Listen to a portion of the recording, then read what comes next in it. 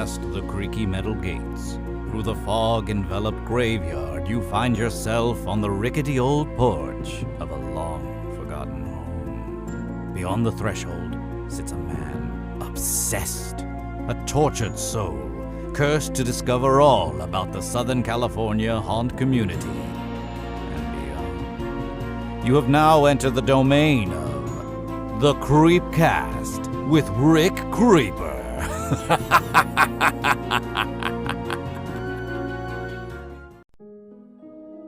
You're listening to the Creepcast. All right, I guess we got to do this, right? Yeah, it's your show, sir. I know. Hey guys, we're back at it. I'm very excited to be here, like always, because I always have a hard time with the intros because it's like the most awkward thing I do. But it takes me like a good 5 minutes to get warmed up. That's pretty standard for most podcasts. Yeah, no pressure. I get the worst anxiety doing like the show notes and then looking at my guest, the handsome devil across the way. Are you gonna just Well, I'm going to introduce them eventually. Okay. Yeah, I'm just trying to have a build-up. A little bit of a start. Okay, So we're back at it. I'm excited to have this man back at my table.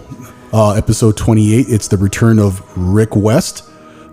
I know this, but I have to read the notes still. It's the co-founder, creative director of Midsummer Scream. My buddy, my pal, future D&D nerd Nova off mic. Hello, even though we said hi earlier. But what's going on, buddy? It's great to be back. Thank you. New place, And we're in new digs. right? This is great, man. There's no more sirens, no, or fires. fires. You had Oh some of my those. God! An episode. I had the Walker Chronicles, the YouTubers. They showed up about 45 minutes early. I'm okay, whatever. And then the girlfriend Krista's leaving. She's like, "Babe, there's a fire," and I'm thinking, it's in the distance. Yeah. No, literally, it was across the street where you guys parked at. Oh, wow. And the church's like garage was on fire, and it's like Wow. a 4-alarm fire, like all PD and fire in my neighborhood. And I get a text, "Hey, we're here. We see the fire. Where's your apartment?" I'm like, "Oh my God." Where are you in relation to the fire? She just turns back in the door and says, "No, babe, there's a fire," and her eyelashes are smoking. Yeah, it Right? was literally like we're looking at it, and then when I had the Midnight Syndicate on, for some reason the gardener decides to blow the weed whacker on my porch, and it was like the most nerve-wracking episode I ever had. Wow. And now you're here, no pressure. So We're here. There's no fires as far as we can tell. There's no weed whacking. no as weed far as we- whacking, yeah. no neighbors playing music. Yeah, It's good. This is good. quite We're off to a nice. great start. Yeah, That's a man. Good one. So how's it going? Dude, it's weird is what it is. We're barreling down the final stretch into Midsummer. It's been like 3 years since we've all gathered in Right. Long Beach. And that's crazy because we talk about things that happened at last Midsummer, which was in 2019. Right. It feels like yesterday, but it's like everybody's gone through this black hole, this wormhole, right? Exactly. Because no matter what you're talking about, inevitably you say, "Oh yeah, a couple months ago. Oh wait, that was 2 years ago." Everybody kind of like went through this time warp that we've all collectively experienced, where we've just been stuck idle in our lives with work, with personal lives, just with whatever. And it just, your mind as time progresses just kind of like erases all of that. And so suddenly things that happened 3 years ago were just, oh yeah, a couple months ago. So it feels really weird. It feels great. It feels exciting. And, I'd be lying if I didn't say it's overwhelming at this point, right? I kind of figured. No pressure. Yeah. I mean, it's a massive event. This is going to be the biggest show we've ever done. This is our return to Long Beach after we say that it's the 2-year hiatus, but really it's been like, It's been like 3 years, right? Coming up on Since 3 we've years, all been to Long Beach. Yeah. And we're like double crossing our T's and double dotting our I's and making sure that we really have everything. You say, oh, all of our ducks in a row, and then suddenly it's like, oh shit, except this, I forgot this and this and this. So we're just like making really sure that we've got everything down pat. You gave me a bit of advice as I cough on mic. It's all right. Something I'm planning out with this man. We're doing December, and I was just like overwhelmed figuring it out. Yeah. And you said, don't look at the whole picture, handle in bits and pieces. Yeah, in fact, I was just talking to my dad. We were on our way down. We were talking, and he's, very excited. And I said, look, it's at the point now where, I just have to take baby steps, like every day, and just I have a to-do list, right? That's thankfully getting smaller and smaller, as we get closer. But I take copious notes on that every day, and that's how I keep myself updated, as I have to-do lists. And, if you step back to the 1,000-foot level and look at everything, you get really overwhelmed, because Midsummer is a pretty big monster, to put together, with a million moving tentacles, right? So if I put my blinders on and just kind of focus on putting out my little fires one at a time, it's a lot easier to digest. But the minute I'm like lying in bed, or we're sitting on the couch and I'm just kind of thinking about everything, it's very easy to suddenly just like seize up and get really, really anxious. I lose sleep at night because my mind, if I don't have something to distract me, or I physically, mentally exhausted myself, the wheels will start turning. Oh, yeah. Absolutely, man. Yeah. I'll get up and I'm like, yeah. Did we do a sound check? Yes. Did I get the email from Knots? No. That's another story. And I'll start like, Rick's coming at 8, right? I'll check I'll go back and check my texts. Yeah. And it's 1 a.m. I'm like, why am I doing this 1 a.m? It's Wednesday. He's not coming till Friday. Yeah. Oh no, I do that too. I go down mental rabbit holes, and my mind just starts going crazy. And no, it's just it's one of those things where if I wanted to, I could work on Midsummer stuff literally 24/7, right? But what I do is I really try to, unless it's at this point we're kind of like, we do it as it needs to be done. But what I really like to do is I like to just work Monday through Friday, normal quote unquote office hours. And then come afternoon and evening, I have dinner, and then I just relax, whether it's with Nova, we're doing whatever we're doing, or I'll game with my friends on PlayStation, or, whatever, because I really think it's important to have that quote unquote work-life balance. Exactly. You have to do that, otherwise you go nuts. But yeah, I mean, there's so much to be done that you can work 24/7, but it'll drive you insane, So, it's manageable, but it is chaotic at this point. It's pretty crazy, but we're really excited. It's a good crazy because we have a good feeling about things. But like I said, we are double checking everything. Funny story it was for Season Screamings last year in Pasadena, our Christmas event. It was the first time that we had a type of Hall of Shadows anywhere. It was the Hall of Yuletide Spirits. Cool name, by the way. And thanks. And it was really funny. We were all excited. It was the first time that we'd had haunters somewhere, building for the first time in a couple of years. Everybody's all jazzed, and we're installing. And Ian, who's our hall manager, for this stuff, he sends an email to David and I. We ordered stanchions for the queues, right? And we were just kind of like, oh shit, we didn't. Better go to the store and buy a lot of masking tape. But so that's one of those things where you don't do it for a while, and things that you'd think, oh, of course we got. It's easy to miss. So yes, we've ordered stanchions. I think for Midsummer, and so you live, you learn, and you laugh when things like that come up.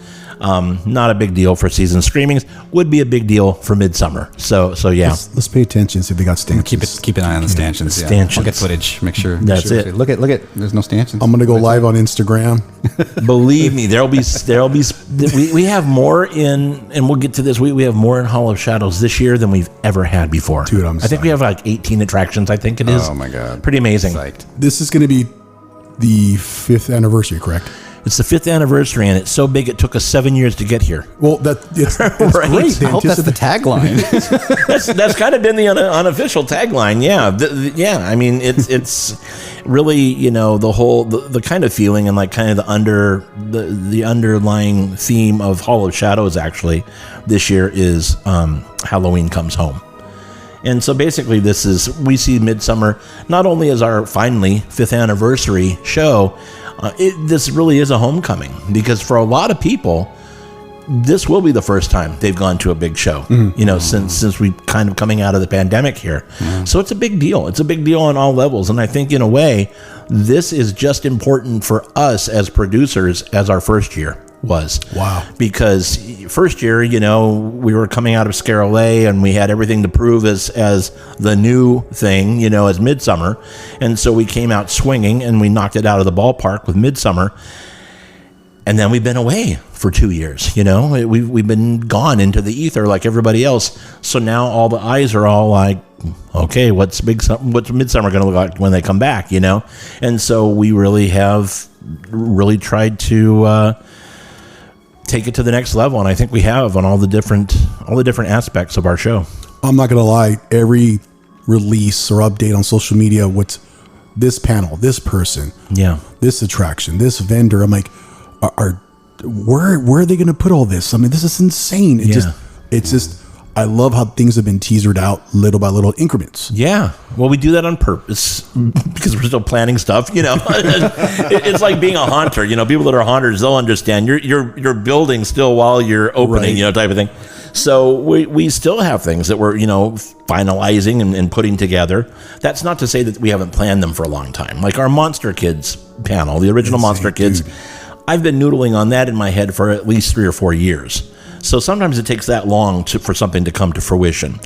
Other things would be like, oh, we have an extra time slot. What do you think? What do you think? I don't know. What do you think? And we spitball for a second, and then suddenly 4 weeks out, we come up with a panel idea just because we have an extra space on a stage, So it just kind of is a different genesis for everything. But there's just so much, man. So we purposely trickle the information out, and then people find as it gets closer and closer that it's packed. We were talking about this the other day, that the schedule is packed. We don't have a larger footprint this year than we did in 19.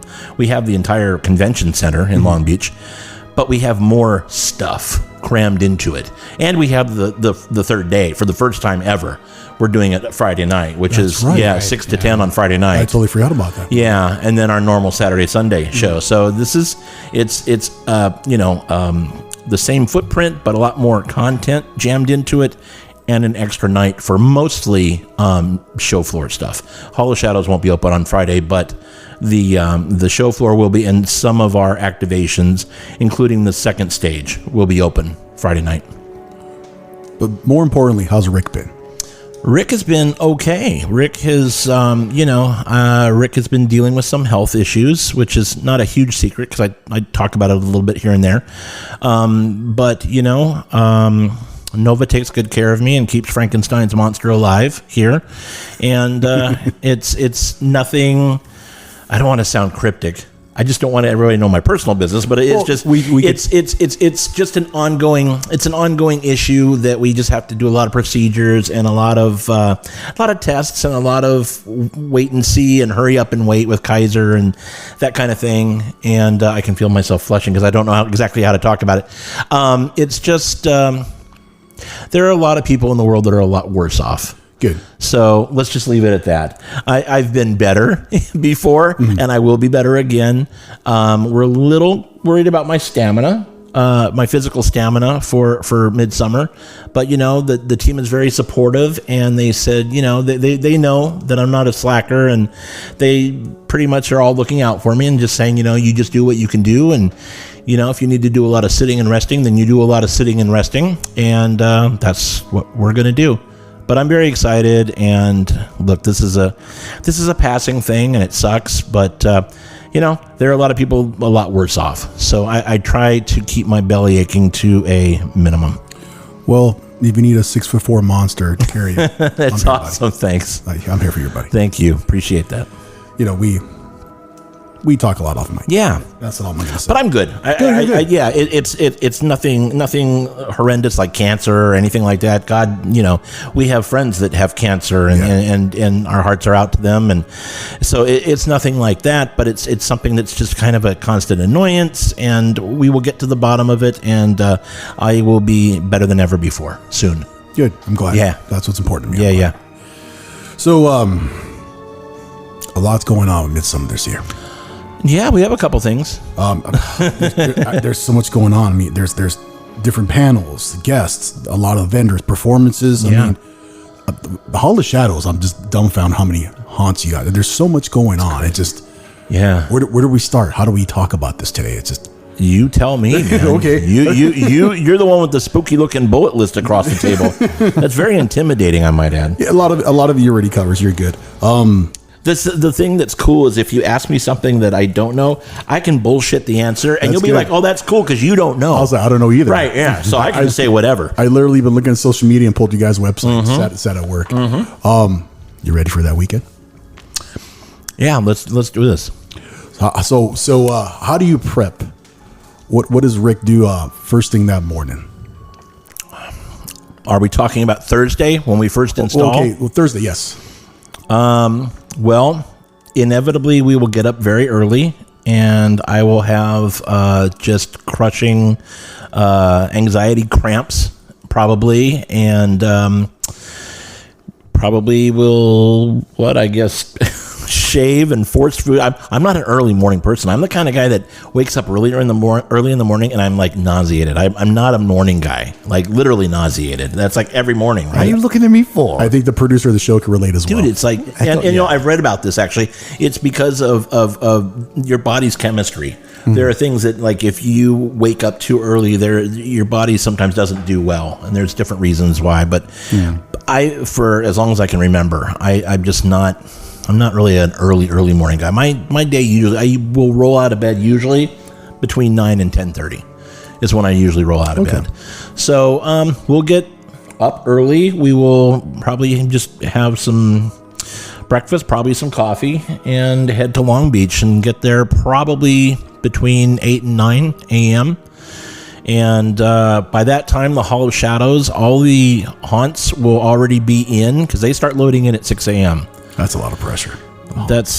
And hats off to Ian Momey. He orchestrates the loading in of the trucks. What happens is all the trucks will drive in, and we're talking huge, massive U-Hauls and stuff. They actually drive onto the show floor.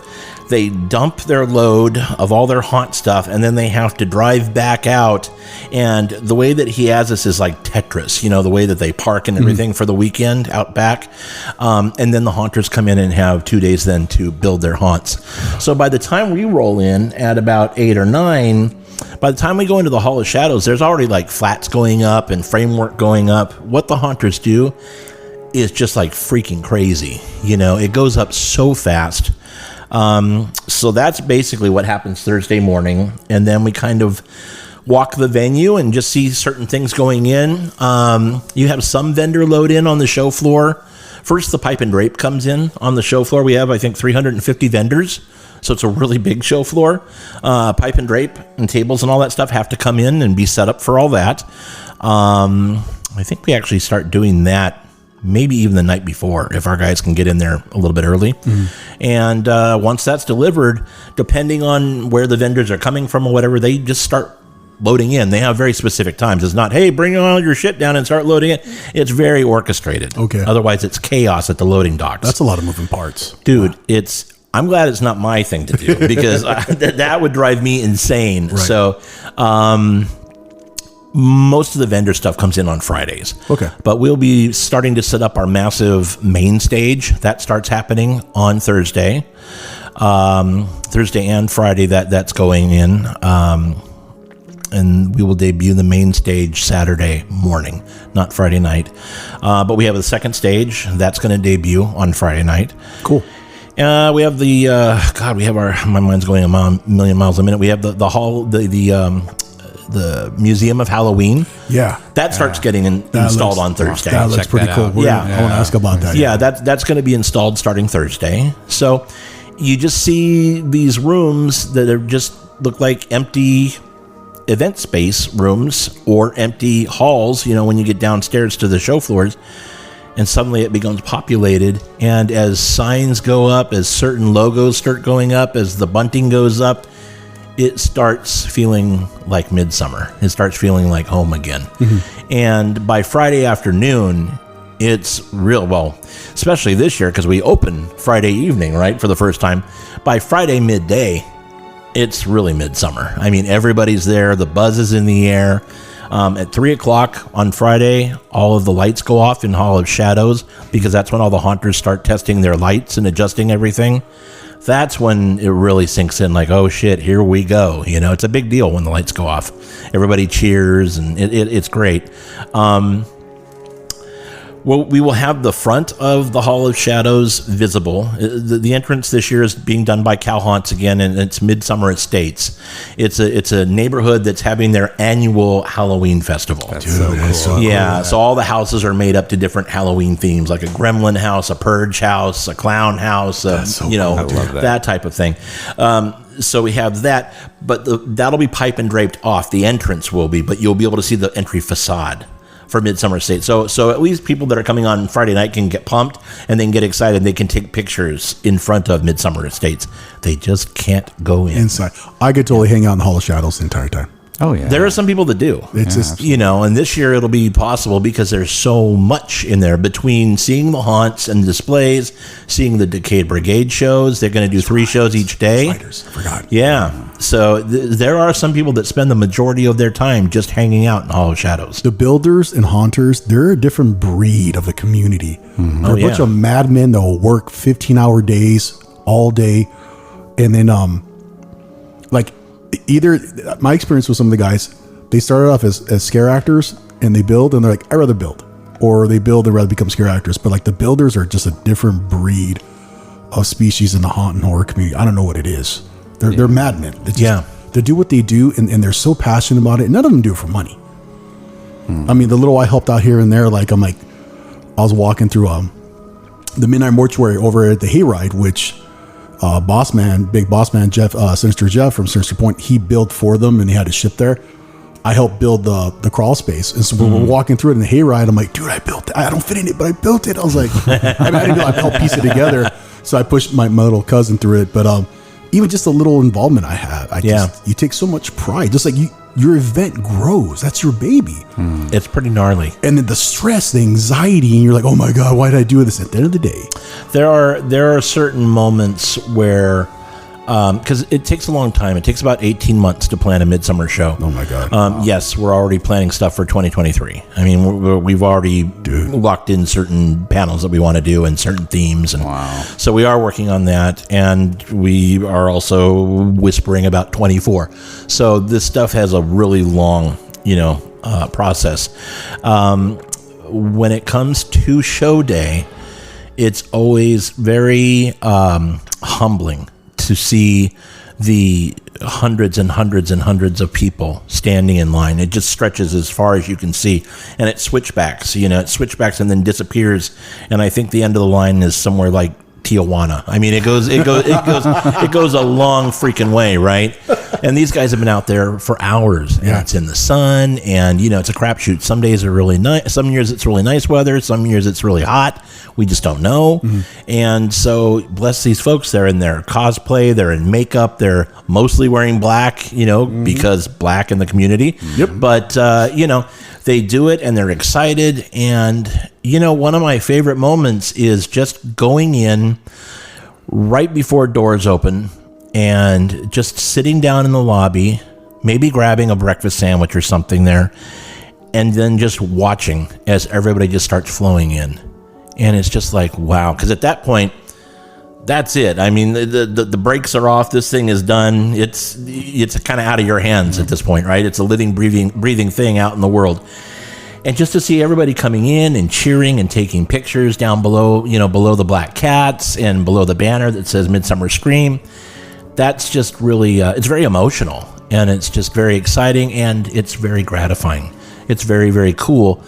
But then you realize, okay, can't sit here much longer. Got to check on a million other things, and then it's just a blur, literally. For the rest of the time, it goes by. It's just a blur, and honestly, except for the very rare occasions where I say, no, I really want to sit and watch this presentation or whatever, we don't experience Midsummer really until we're sitting at home on the couch watching it on YouTube or whatever. That's how we experience Midsummer Scream, because it's just such a blur. Such a blur.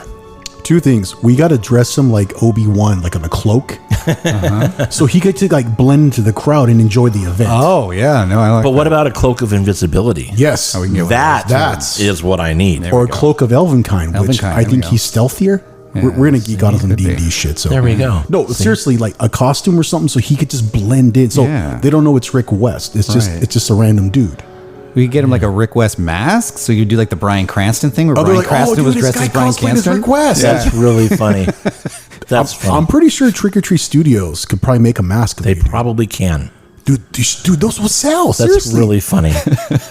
Dude, like a limited edition mask only for Midsummer. Dude, it would be limited. I would be the only one buying one, dude. That's how fucking limited it would be, Rick. This is what I would do. I would go to like another park and like wear it and dress the way he would. Oh my God. And, oh yeah, it's Rick West. Go ahead. And no, we don't want that because I can imagine all the fucked up effigies that people would make. I can already hear John Braver and Jeff Shuffleby going, "Oh yeah, I want one of those masks." Want one of those. No, that's not happening. No. Those would be cool. No, not for you. I mean, not for me. For you, maybe. Not for me. I know one of the main dudes over there, Trick or Treat. What's his name again? Oh boy, the wheels are spinning. Oh I'll God. figure this out. No, but that's one thing. Second thing, I can't explain the energy. Like just when you first get there. Yeah. And you walk into the lobby. Yeah.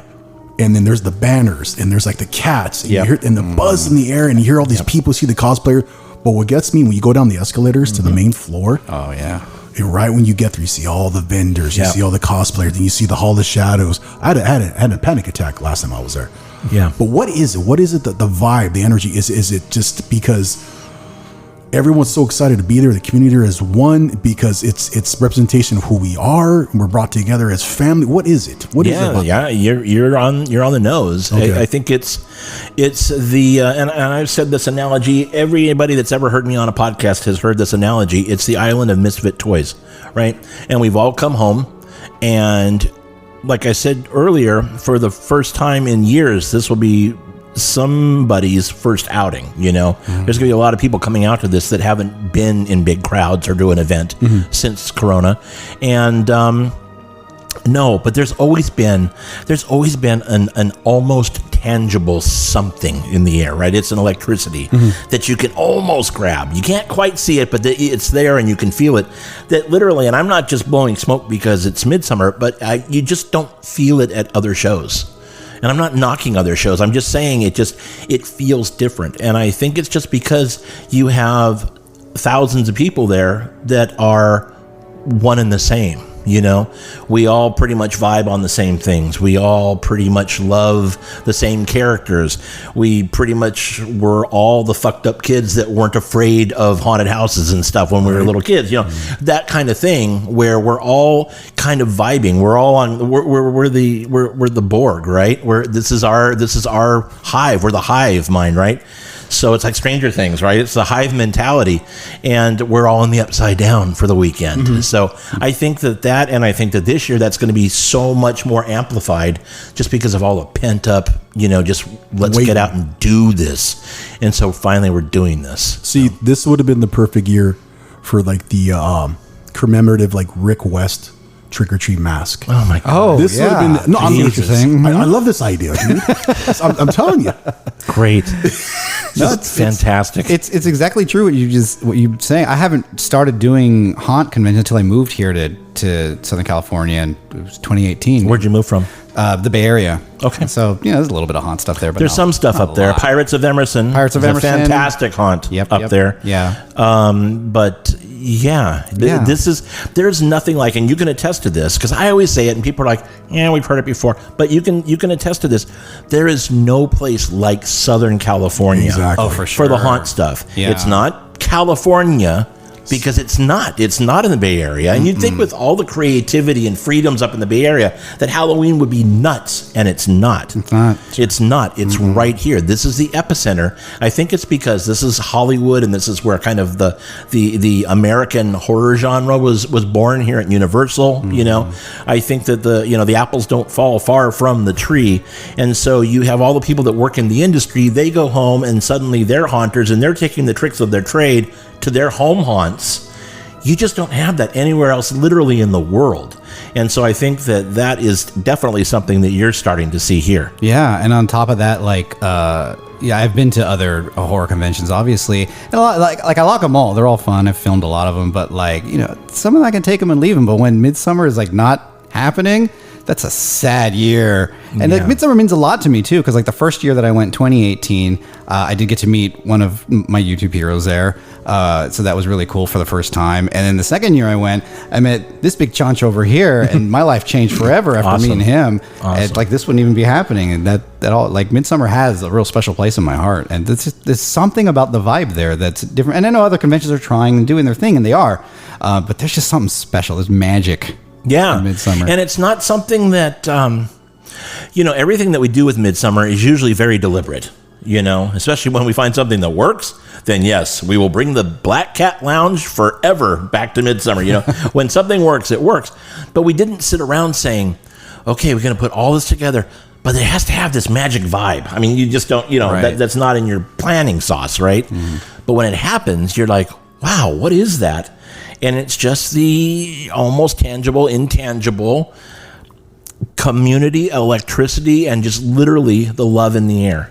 Yeah. And it's community. It's nothing that we do. It's community. We're just a conduit, right? It's the we could set up Midsummer and open Hall of Shadows and open all of our stuff and have no one come in, and it's just this dead thing. Yeah. It's when you guys come through the doors, your love and your support as a community, that's when the heart starts beating. You guys are the blood flow into this thing, and you're what makes Midsummer a living, breathing thing every year.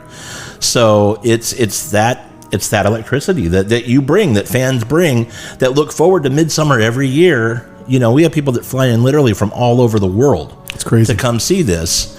And people that love Midsummer so much, they've actually gotten our logo like tattooed permanently onto their bodies, right? Wow. Which is like mind-blowing to me. That is such dedication, and that's something that we can't create. We can't just, set out and say, okay, we know we're going to get people to make tattoos on themselves. We just don't. It happens to be something that we've created that people love so much and vibe with so much that they're all in. And that's just, it's mind-blowing. Yeah. There's so much going on. I still can't get that stupid mask out of my head. Oh my God. I'm sorry, Rick. There's so much going on with the Hall of Shadows, all the home haunts, the screening room presented by Horror Buzz, special guests, panels. Like, I don't even know where to start when we get there. Yeah. You can't do it all. There's no way in hell. No. I would have to sleep there. Like, how do you... And that's one thing we do plan, right? We've established this before. We plan Midsummer so that you have to make some really, really hard decisions, right? Really hard decisions. And just the fact that we have a third day this year doesn't mean like, oh, good, there's more cushion to see other things. No, we will triple pack it then so that you have decisions to make from A to Z that are going to kind of contradict each other. And we want people to walk out going, oh my God, I didn't get to see this. I really wanted to do this, but I was busy doing this cool thing. And man, maybe if they do something like that next year, we'll go and do that too. It's one of those things is you never want people Sunday walking around going, I don't know, I've already seen everything. What do you want to do? We never want to be that show. You're constantly like checking on time. You're like, well, it's either I go to this panel or I go over here and experience this. Oh my God, we only got 2 hours to do this. Yep. And I've never felt like, I've got my fill. Yeah. But it's like, I feel like I need more time. Yeah. No, we want people to leave feeling like, oh man, I could have done like a whole other day at this, rather than walking out going, maybe we'll just do one day next year. Never. That's just not what we want you to do. We basically want you to, like, if you were to go to Disneyland for like 6 hours, right? That's the situation where you're not going to get to hit everything. So you better figure out what the big things are that you want to ride and do. And then you got to leave. And it's like, oh my God, well, okay, we'll be back for another Disneyland visit, next year. So it's the same thing. And so we're not taking it easy on you guys. Well, I'm looking at 300 plus vendors. The 350, 350. It's the 5th year anniversary. I'm excited for a lot of these. I'm not going to name all the special guests. My man crush, Nick Castle, the original Boogeyman, Michael Myers. Dude, the original Monster Kids panel with guitar legend and horror fan Kurt Hammett from Metallica. Yeah. How did you guys pull that off? Yeah, seriously. So that's an interesting story. So original Monster Kids is something that I've been noodling on for about 3 or 4 years. And, the pandemic came and obviously everything just kind of got shelved. And then when we started firing up our engines again, we had a meeting and talked about things we definitely wanted to do. And we had a lot of stuff planned for 2020. And, 2020, we kind of had to cancel. We had to cancel, and we had all this stuff planned. So we then actually got, 2 more years basically to really kind of refine and look at that list and say, well, that's a really good idea. Let's continue with that. And how do we plus that idea? Well, this idea needs to cook a little bit longer. Let's maybe put that on a back burner for maybe 23 or something. And then it came up, this Monster Kids thing came up. And I said to David, I would really like to go after this again. And he said, hey, man, if you think you can make it work, let's do it. Go after it. And long story short, because it is a long story, but it's a cool story, but it's a long story. I just reached out blindly. I didn't know any of these folks from these famous families. And for those that are listening that are completely clueless as to what we're talking about, and that's totally cool, we're going to educate you right now. Anybody that grows up into like monster movies and the horror stuff, we're all kind of called, monster kids or spooky kids or whatever, right? Monster kids, that's just basically people that grew up with like the famous monsters of filmland, the Universal monsters, Fangoria, and kind of grew into the community that we are today, right? Mm-hmm. Well, I figured there's original monster kids, which would have been the kids and grandkids of Karloff, Lugosi, Cheney, and Price, mm-hmm. right? And the more I researched it, yes, they've been at conventions and sometimes together at conventions. Nobody, including like the Academy of Motion Picture Sciences, nobody has ever had these guys all on together. Stage together talking collectively about growing up as the original monster kids in these families, right? That are really not even horror royalty, it's pop culture and Hollywood and entertainment royalty, these families, right? And so I thought, well, we'll just get them on stage and that'll be great. And then my original vision for this was to have Gilbert Gottfried as the host and moderator, right? Because Gilbert was legendary, and I had a couple really cool email conversations with Dara, his wife, and he was so excited, and they were so thrilled that we reached out and asked him that he would love to do this. But she said that they would be traveling at that time, and there was no way they could make it work. And we went back and forth, and I was like, oh, come on, we'll fly him here, and then we'll fly him right back to you. We won't damage him, I promise, type of thing. And she said, oh, we just can't make it work. And then 2 weeks later, he was gone. Yeah. Wow. And so in hindsight, I'm thinking that was just basically them knowing that he wasn't doing well physically, right? Mm. Which is very sad because we love Gilbert, and I really, really wanted him at Midsummer. Mm. And so I thought, crap. And for those, again, that don't know, Gilbert was like a huge monster kid. Knew this stuff, has interviewed all these families on his podcast. I mean, knows this stuff like the back of his hand. He would have been beautiful. Wonderful. Dang. So we started looking at who else could moderate this, because it's a very high profile presentation. I think I feel like it's the most important thing that we've ever done at Midsummer. And David Markland actually was like, dude, I really, he's very respectful when I'm putting a panel together. He's like, I'll let you do what you're going to do, but dude, please just consider Kirk Hammett. And he kept saying this to me. It was like the little devil on my shoulder. He kept saying, Kirk Hammett. And finally I texted him. I called him one day. I said, okay, listen. I said, who is this that you're talking about that you keep? And he's like, Kirk Hammett. And I'm like, okay, who's Kirk Hammett? And so the thing is, because I know people are listening going, what? I grew up Depeche Mode, Erasure, Oingo Boingo in the 80s. Yeah. The people that were listening to Metallica were the stoners in the drum line in our marching band. They were the ones that were really into Metallica. I didn't know this. And he's like, dude, it's the lead guitarist for Metallica. And I'm like, okay, well, that's really cool, but bridge this for me. Why would he come to Midsummer, and why would we want him at Midsummer? Mm-hmm. And he's like, dude, he's got like probably the biggest horror collection in the world. Mm-hmm. And I was like, oh. And ironically, he is also interviewed by Gilbert Gottfried. So I went back and I listened to this interview with him, and 10 minutes in, I'm like, shit, this is it. This would be perfect. And then you're sitting there going, well, how the hell do you get Kirk Hammett at your convention? We're the largest in the world of Halloween and horror convention, mm-hmm. but still, how do you get something like that to your convention, right? And the thing that was really funny is we were trying to reach out to his people or whatever, and not really getting anywhere. And at that time, I had I got to back it up a little bit. I basically cold called all these families and said, "Hey, I'm Rick, and this is our show, and this is my idea for a panel. We'd really like to have you come. Would you please?" And the first person to respond, like almost right away, was Sarah Karloff. Wow. And she is just a freaking rock star. She's more metal than anybody we could ever have. She is like so amazing. And she just like cracked the whip and got everybody like calling me and saying, "Yes, we're in." She was like the catalyst that really like got everybody to say, yeah, we'll do it. And she said, "Well, who are you going to have host this?" And I told her the Gilbert Gottfried thing, and she thought that was a shame because she really, really loved Gilbert too. She thought he was great. And I said, "Well, we're trying to get, we were talking about Kirk Hammett."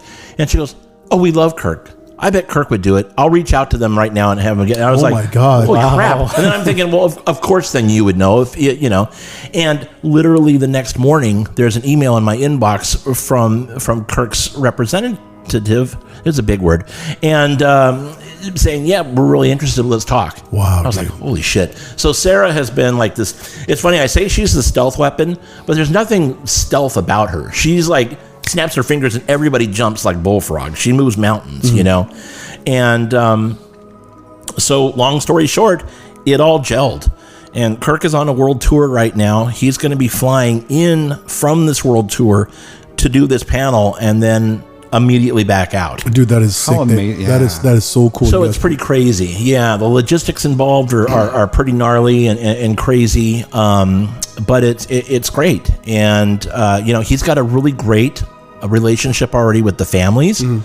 And so it just kind of all fell into place.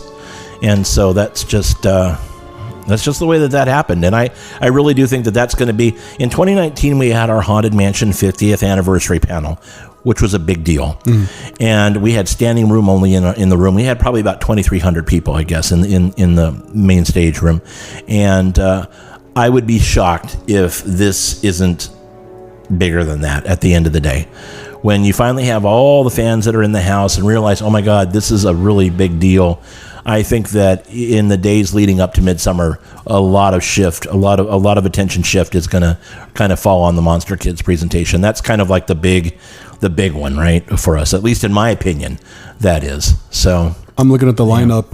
Sorry, I didn't mean to cut you. Yeah, no. Ron Chaney is the grandson of Lon Chaney. Grandson and great grandson of Junior and Senior. Yes. The Wolfman. That's yeah, nuts, right? And the nicest guy in the world. Wow. Yeah. I hope he transforms into Lycan at the show. I don't want him to like rip off his clothes and he's working on different projects, and he's going to talk about that during the panel. Ooh. Where he's got different things in the work, and then we've actually got pictures of him in Wolfman makeup and stuff like that. And the thing that's crazy with these is a lot of the family resemblances are very strong. Really? In these folks. If you look at the pictures of some of them with their relatives, Victoria Price, it's pretty intense. Victoria. You look at Sarah. Sarah looks just like Dad. Picture, I mean, it's like unmistakable, right? Yeah. Now, Emmanuel does a good Karloff voice. Oh, no, don't make me do that right now, please. It's very embarrassing. Oh, that's great. That's awesome. Yeah, no, so much fun. And, that is going to be one of the rare occasions where I just, once in a blue moon, I will say, no, I want to see this panel in its entirety. So that will be one that I will stay and watch the entire thing. Well, if I see, I won't bug you because we'll be there too. So. It's going to be great. I think everybody's going to be there. It's going to be a big one. That one's going to be really, really good. We always do our executive welcome to everybody. I think that we're going to do that before Monster Kids. So we will actually come with the entire group from the green room, through back of house, and we'll come out on stage first. Then we go away, and then the Monster Kids will come out. So that's how that's going to go. Dude, we haven't even talked about other stuff. I know. And this is insane. Dude, right? I can't get my mind wrapped around the whole Monster Kids. It's like, we got to talk about Hall of Shadows. Yeah. What haunts are we expecting this year in the Hall of Shadows? Well, we're expecting some returning favorites like Reichland Asylum. Yes. We have Fear Farm. They're coming back, which they're freaking awesome. If you came to Season Screamings, they did the giant gingerbread house with the giant gingerbread man that was chasing cool. people around, and just ridiculous. So much fun. They're coming back. God, my mind's going to blank. But Cal Haunts, again, of course, is doing our entrance, which I said is the Midsummer Estates. During Season Screamings, we had Force of Nature Productions. They were the Christmas Scarolers. That was cool. Right? So they are going to kind of be the citizens of Midsummer Estates. They're going to be the Midsummer Estates Glee Club. And so they're going to be a weird cast of characters that's going to be kind of like the Glee Club. Some of them may be like freaky, weird trick-or-treaters. Some will be kind of like some of the homeowners that aren't quite right, type of thing. So, yeah. So they're going to do their thing. Plus Force of Nature, they're going to be on we have a Theater Macabre. They're going to be on the stage in there once a day doing like little short plays. And then they may even show up from time to time on the show. We have a very small stage on the show floor itself. Okay. They may, the citizens from Midsummer Estates may make little appearances there also during the weekend. So Force of Nature is back with us doing Hall of Shadow stuff and other stuff. So that's really exciting too. We have we have several brand new entrants to the hall. We have Straight to Hail Productions, which they're fantastic. They're out of Rancho Cucamonga area, and we went to there last year for the first time. And dude, it's like pulling up on this side street, and suddenly you're in Ghost Town at Knott's. It was like unbelievable. It's so good. I was like, we got out of the car, and I'm like, okay, well, I know who's going to be in the Hall of Shadows next year because I'm going to like break arms to get them to come. And so they're going to be there. God, there's so many. There's God, my mind, of course, is blanking now, but it's so much going on. They're going to be there. Bones Gulch, Bones Gulch is a combination of the farm haunt, Tim Fowler, right? It's in Greg and Pam's haunt. Manor, which is my mind is blanking now. They're from Palmdale, right? And then also we have Scott Sivley, who did the Dark Realm, Beware the Dark Realm. For 50 years he did that. That's insane. And it went away last year. And so the three of these guys have joined forces, and they're going to do Bones Gulch, which is going to be brand new up in Santa Clarita area, right? And so they have a little preview in the Hall of Shadows as well. Gothic Hills will be back. The Haunt with No Name Yet will be back with a display. We have our very first Northern California from up north near the Bay Area. We have the Witching Hour. They're a home haunt that is known for doing an outrageous Halloween, as in John Carpenter's Halloween. They do the whole Myers facade with the shadow, the shadow play show and everything. Interesting. And so they're going to bring that facade. And that's the first time we've ever had a haunt from Northern California. That's so cool. Come down and do something in the hall. So, dude, it's jam-packed. And then, like I said, the Decade Brigade, they're going to be there. They're going to be doing 3 shows daily on their runway there. And, dude, it's nonstop. There's so much going on. I know I chat with Tim from the Farm Haunt here and there. And he's just like, because he's the next episode after this one. And he's like, dude, I can't do the weekends because I'm too busy. I'm like, whatever fits your schedule, Yeah. And he's like, well, we'll do something online. I'm like, yeah, for sure. He's a busy guy, but I see they're constantly building. Nonstop. Excuse me. Yeah. They're constantly building, and just, I'm like, you're a maniac. Oh, yeah. And they're building up there where it's hotter than the hubs of hell. I can't believe how much they got going on, but just the Hall of Shadows just sounds amazing this year. It's going to be great. It's going to be great, and it's really funny because every year when we do our walkthrough and I step into Hall C, it's the same place where it's been the past couple of years.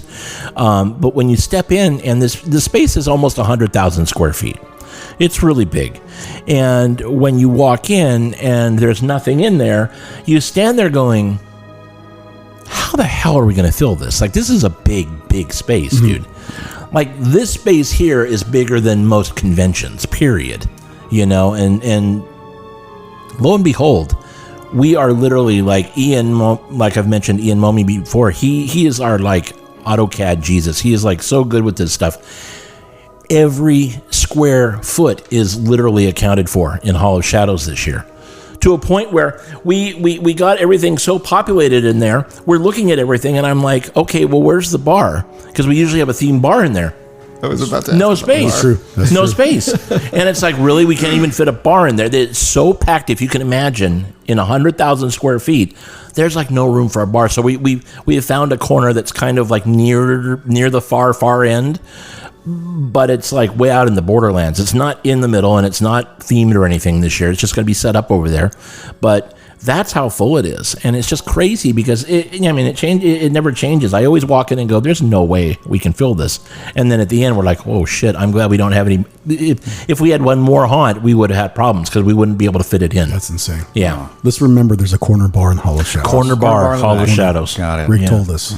Yeah, absolutely. The Museum of Halloween. That's new this year. Yeah, that's brand new. That's a David Markland thing. He kind of like sprung that on us, and it sounds great. I mean, the idea was to have a walkthrough type experience where there would be just vintage Halloween, from blow molds to old costumes, the Ben Cooper stuff, everything, including then people's original artwork and stuff like that.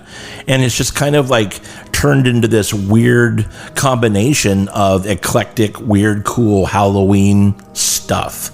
And you're just going to snake through it. It's several rooms. It's the breakout rooms off of the concourse. And it's going to be great. I'm being a little vague because I'm not curating that. I'm not really involved in that. So when we see it installed, then I'll know exactly what's in there. It'll be a trick and treat for me too.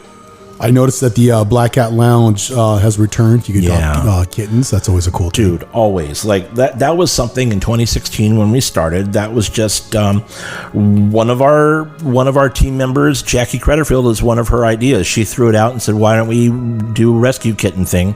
Because people like to like cats, and they like black cats, and it goes with our thing, our Black Cat logo, right? Type of thing.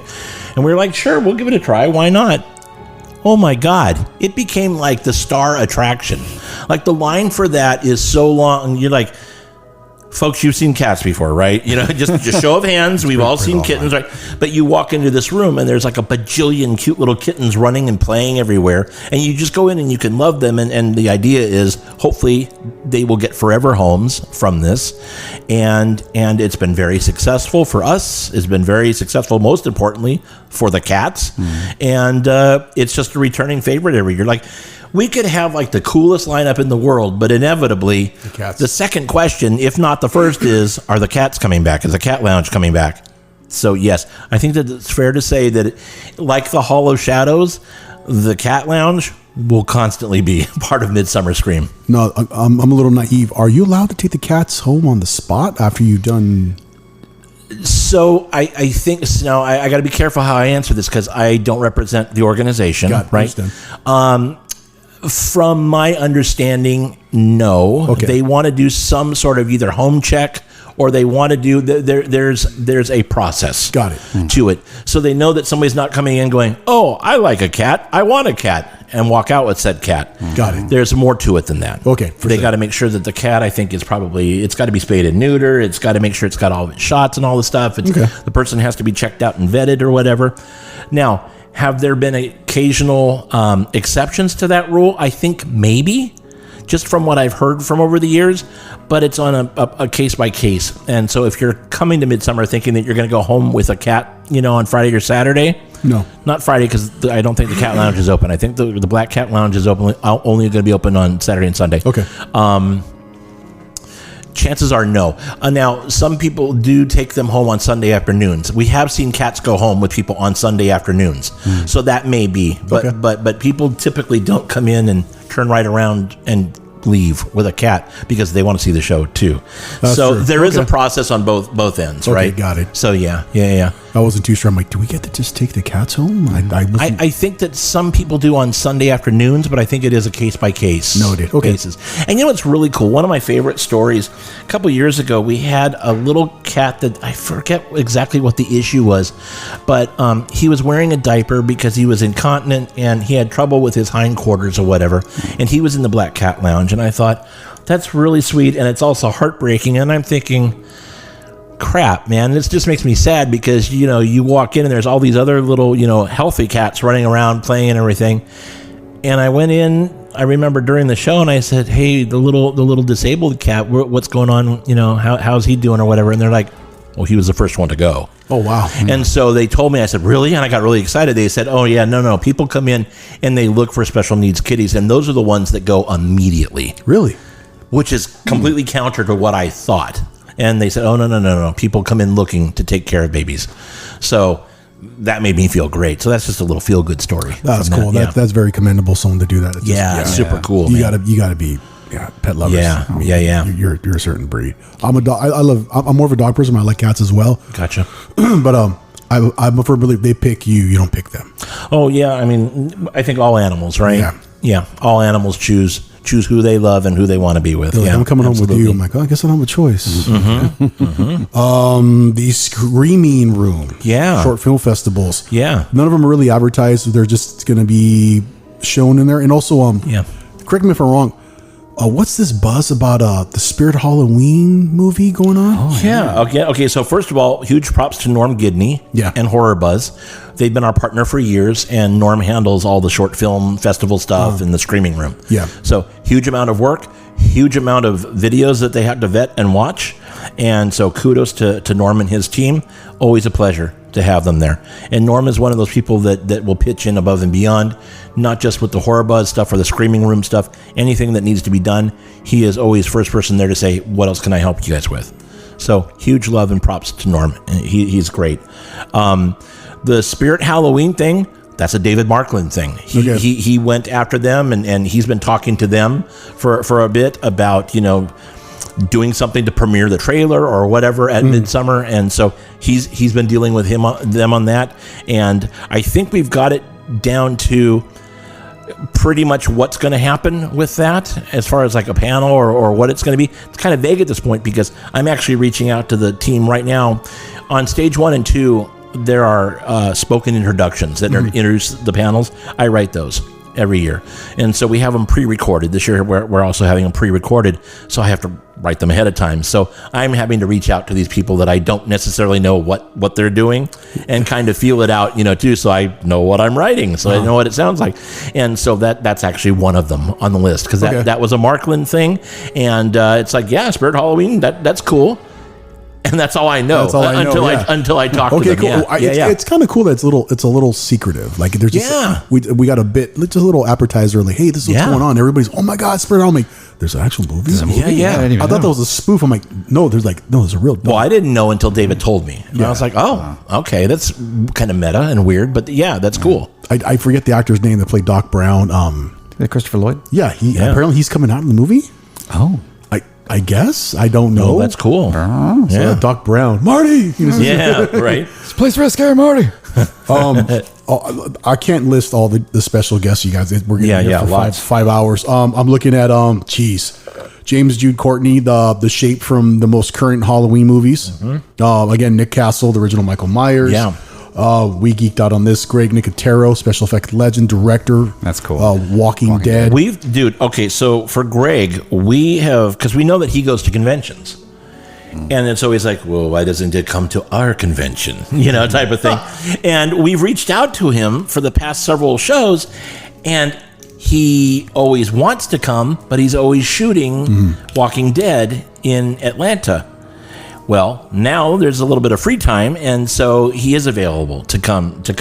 And so on Friday night, he's going to be with Leanna Vamp on stage 2, and they're going to record her podcast, and she's his guest. That's cool. He's her guest on her podcast as I hit all the equipment here. Don't worry about it. And so, that's going to be really cool, because we've always wanted him, and not only is he coming, he's going to talk about his career and everything on stage, which will be really fun to kick off our stage presentations. When I was writing up the show notes for today, I was looking at the list of guests. I was like, we're going to be here for 5 hours. I've got to list everyone and everything that's going on. So, dude, we've talked about so much. I think we're at a stopping point. Like, if I don't cut us off, we're going to be Break time, please. We're going to be here forever. This is episode 28 with Rick West. We'll be right back. The Creepcast, hosted by Rick Creeper 11.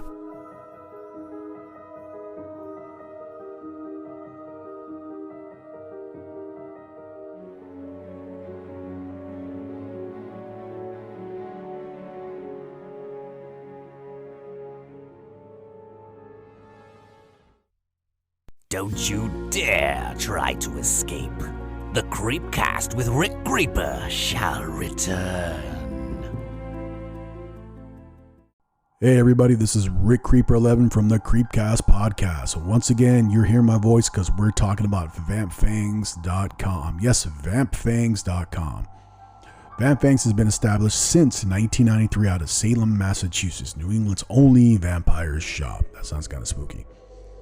Host of the Endless Night Salem's Vampire Ball. I can speak about this personally because I've purchased things from them. Some of the various haunts or like horror cosplay photo shoots that I've done, I've acquired my fangs, more importantly, my contacts, which are FDA compliant, approved, and verified from your eye doctor, is shipped here in the good old US of A. So they came through for me.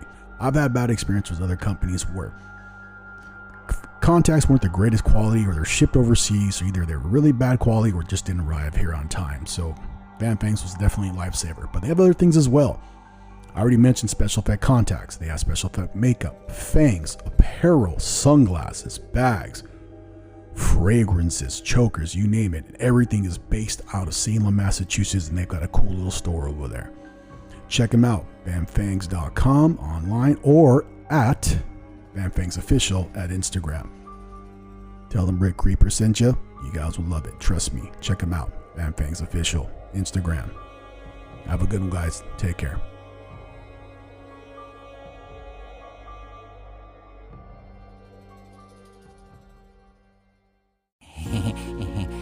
Where do you think you're going?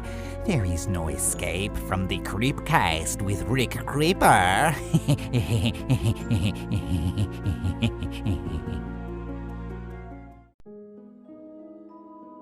You're listening to the Creepcast. All right, we're back out of here. Episode 28 with Rick West. We're going to jump back into right away.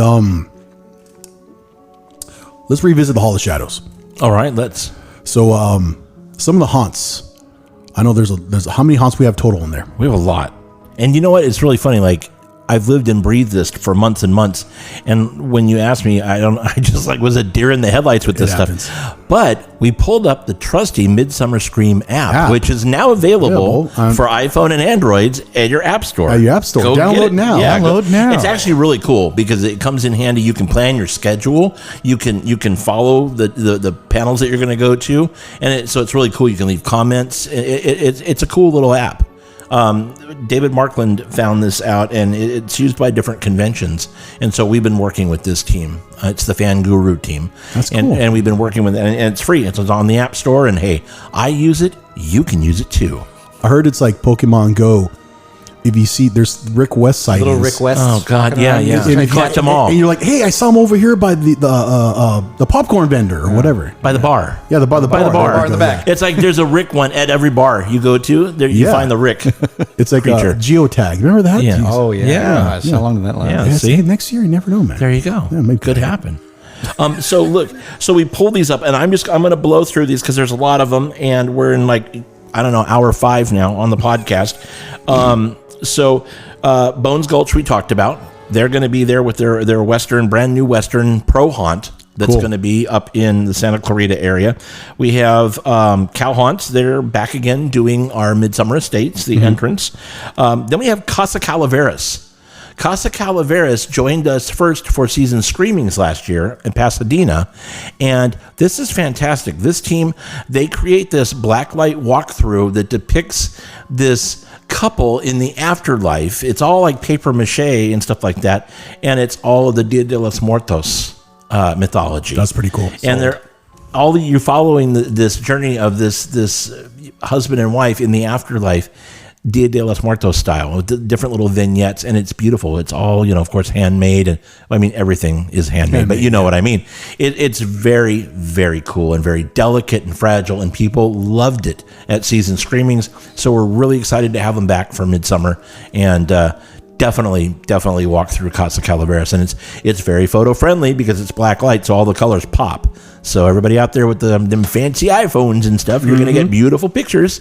It'll come out great. Nice. It's wonderful. We're excited to have them. So we have Corona Haunt. these guys are out of control. They're always good no matter what they do, whether they do their Halloween thing, Christmas thing, so good. whatever they're doing is always good. So we're very excited to have them in the Hall of Shadows. Decay Brigade, we talked about them. They're going to do their show 3 times a day. We were just out and saw their slider practice this last week. And I just don't understand how the human body can do that, but then I have trouble getting in and out of the car. So, kudos to all of them. They're great. We have a company called Exquisite Corpse. They're going to be there for the first time as their company, and they're going to do kind of like a backwoods swampy type haunt. That's pretty and cool. Yeah, it's actually, I'm opening my app because I want to get this right. It's called Redwater Volume 1. Oh, interesting. Yeah, So I bet there's going to be a volume 2 eventually. So, Fear Farm, they're coming back and doing their thing. Nice. They are sending me pictures of their facade work, and it's like stupid. It's just crazy. They're going nuts on this facade. It's going to be one of those that you walk in and you're like, what the hell is that? Because it's really big and really imposing and freaking awesome, right? Gothic Hills Cemetery, they'll be back again with they've had both display and walkthroughs. So this year it's going to be a display type of thing of the Fitzroy, cemetery. not cemetery, mausoleum, right? That they have. It's going to be fantastic. We have a group called Lights Out. They've been with us before. Yeah, they have. I remember. They're doing an experience, we'll call it, called Icon. And so that'll be there. Realm of Shadow, they are returning. They've been with us, and they do fantastic job. Really, really funny story from years ago. I took Tony Baxter through the Hall of Shadows, and the Realm of Shadow, they had this like ancient, it was like an Aztec temple or whatever it was there. And the whole thing was, don't look at the God straight in the face. Don't look in the eyes, right? Or whatever. And so I took Tony up to the front door, right? Right. This is going. Oh yeah, no, this is amazing. The person, whoever was doing the spiel at the front of the door, didn't know who Tony was, who I was with. Sure. And so they gave the whole spiel about don't look at the God in the eye, and Tony's like, kind of heard that before, that type of thing. It's not like I did that at Disney. And the person was like, can you remember that? Can you handle that? And Tony's like, pretty sure I can handle that. It's like the scene in what is it in Last Crusade, right, where they're down in the sewers and and he says, oh, that's the Ark of the Covenant etched on the wall or whatever. She's like, are you sure? He's like, pretty sure. Yeah, it was that moment. So it was actually that was like one of my favorite moments of that year, taking Tony through like that. So that's the funny Disney moment. Reichland Asylum, they're going to be back. We love these guys. Santa Ana Haunt. Chewy, yeah. Dude is coming, and I've just gotten to know Chewy, and his crew is so excited, and they're going to bring it. They're going to bring it really hard, and it's just, we love having home haunts. I mean, home haunts that's my favorite thing when it comes to Halloween. So the more home haunters we can get in there to really show the world their stuff, I'm all about that. And I know that Chewy's going to show up, and his team is so excited. Can't wait to have them in there. They're going to be great. Straight to Hale, we talked about. They're also an old Western theme. Our friends, Direct Society, they're going to be there, of course. And I think theirs is like a Japanese theme. It's kind of like Shadowlands at Knott's was. It's kind of like that kind of thing, right? It's very samurais. So yeah, there you go. Yes. I had no idea what he just said, but it sounded so rad. Okay, so we have the Haunt with No Name. They're going to be back. Quail Run Carnival. So a friend of mine, longtime friend that I work with in the themed entertainment industry, he's also like the art director on the Goldberg show, Corey Lorenzen. He does his thing at his home. That's way out near Thousand Oaks, where he sets up like this old vintage, old timey carnival thing, and it's like games of chance at his house. And like he showed me pictures, and I was like, dude, that's got to be in the Hall of Shadows. That's like so on the nose, perfect with what we want at Midsummer. And so he's actually bringing a version of that. That's cool. So the kids and everybody will be able to play this game of chance thing in the Hall of Shadows, and he's doing that, and that's going to be fantastic. And it's really funny because Corey's never done that before, and he's like, "Well, dude, this is going to be great. We're going to give away prizes." And I said, "Dude, you know how many people are going to come through, right? Like, You can't just bring a little box of prizes or a little bag of candy. I'm like, we're looking at upwards of 50,000 people coming this year. Holy shit. And he's like, oh, yeah, that's a lot of people. It was one of those moments of like, this is a growth moment. We'll learn from this. But so I don't know what he's going to do. He may have abandoned that idea, but regardless, it's going to be fun to play these handmade, beautiful, old vintage looking carnival type games of chance. Now, can the big kids play this? Yeah, he's going to want everybody to. It's going to be. I can't wait to see this. It's going to be fantastic. And then we have the Witching Hour, which is going to be the Michael Myers Halloween facade. Oh, dude, it's so cool. And their stuff is like so legit. You can go on YouTube and type it out, Witching Hour, and then, but it's their last name is Hour, so it is AUER. Okay, is the way it is. And so you just type that in on HBO on YouTube, and it comes up, and it's freaking awesome. It's really, really great. So that, in a nutshell, is everybody that's in the Hall of Shadows. Dude, that's a lot of haunts. That's a lot. It's 1, 2, 3, 4, 5, 6, 7. Count with me. 8, 9, 10, 11, 12, 13, 14, 15, 16. Okay, so it looks like 16, unless I miscounted. Which is a lot, because I think the most we've had in recent years is or ever is like 12 or 13. We're gonna have to spend there's a lot more of time stuff in there. Yeah. Geez, what about some of these panels we got going on? Dude, it's never ending. 17th Door is joining us. Yes. Which is going to be great. Now, 17th Door, if people don't know, is a haunt that's in, where they're Fulton now. Yes. It's Fulton. City Fulton. For those unfamiliar with Southern California, like, we're one big mass here that just like flows from one city into another. There's no like rural between cities. It's like one big mass down here. So I always just think of it's like Central Orange County, but yes, it's Fullerton is where they are. And Robbie, who is the owner, he doesn't particularly like to be in the spotlight on things like that. And I've had a relationship with them for since they began, really.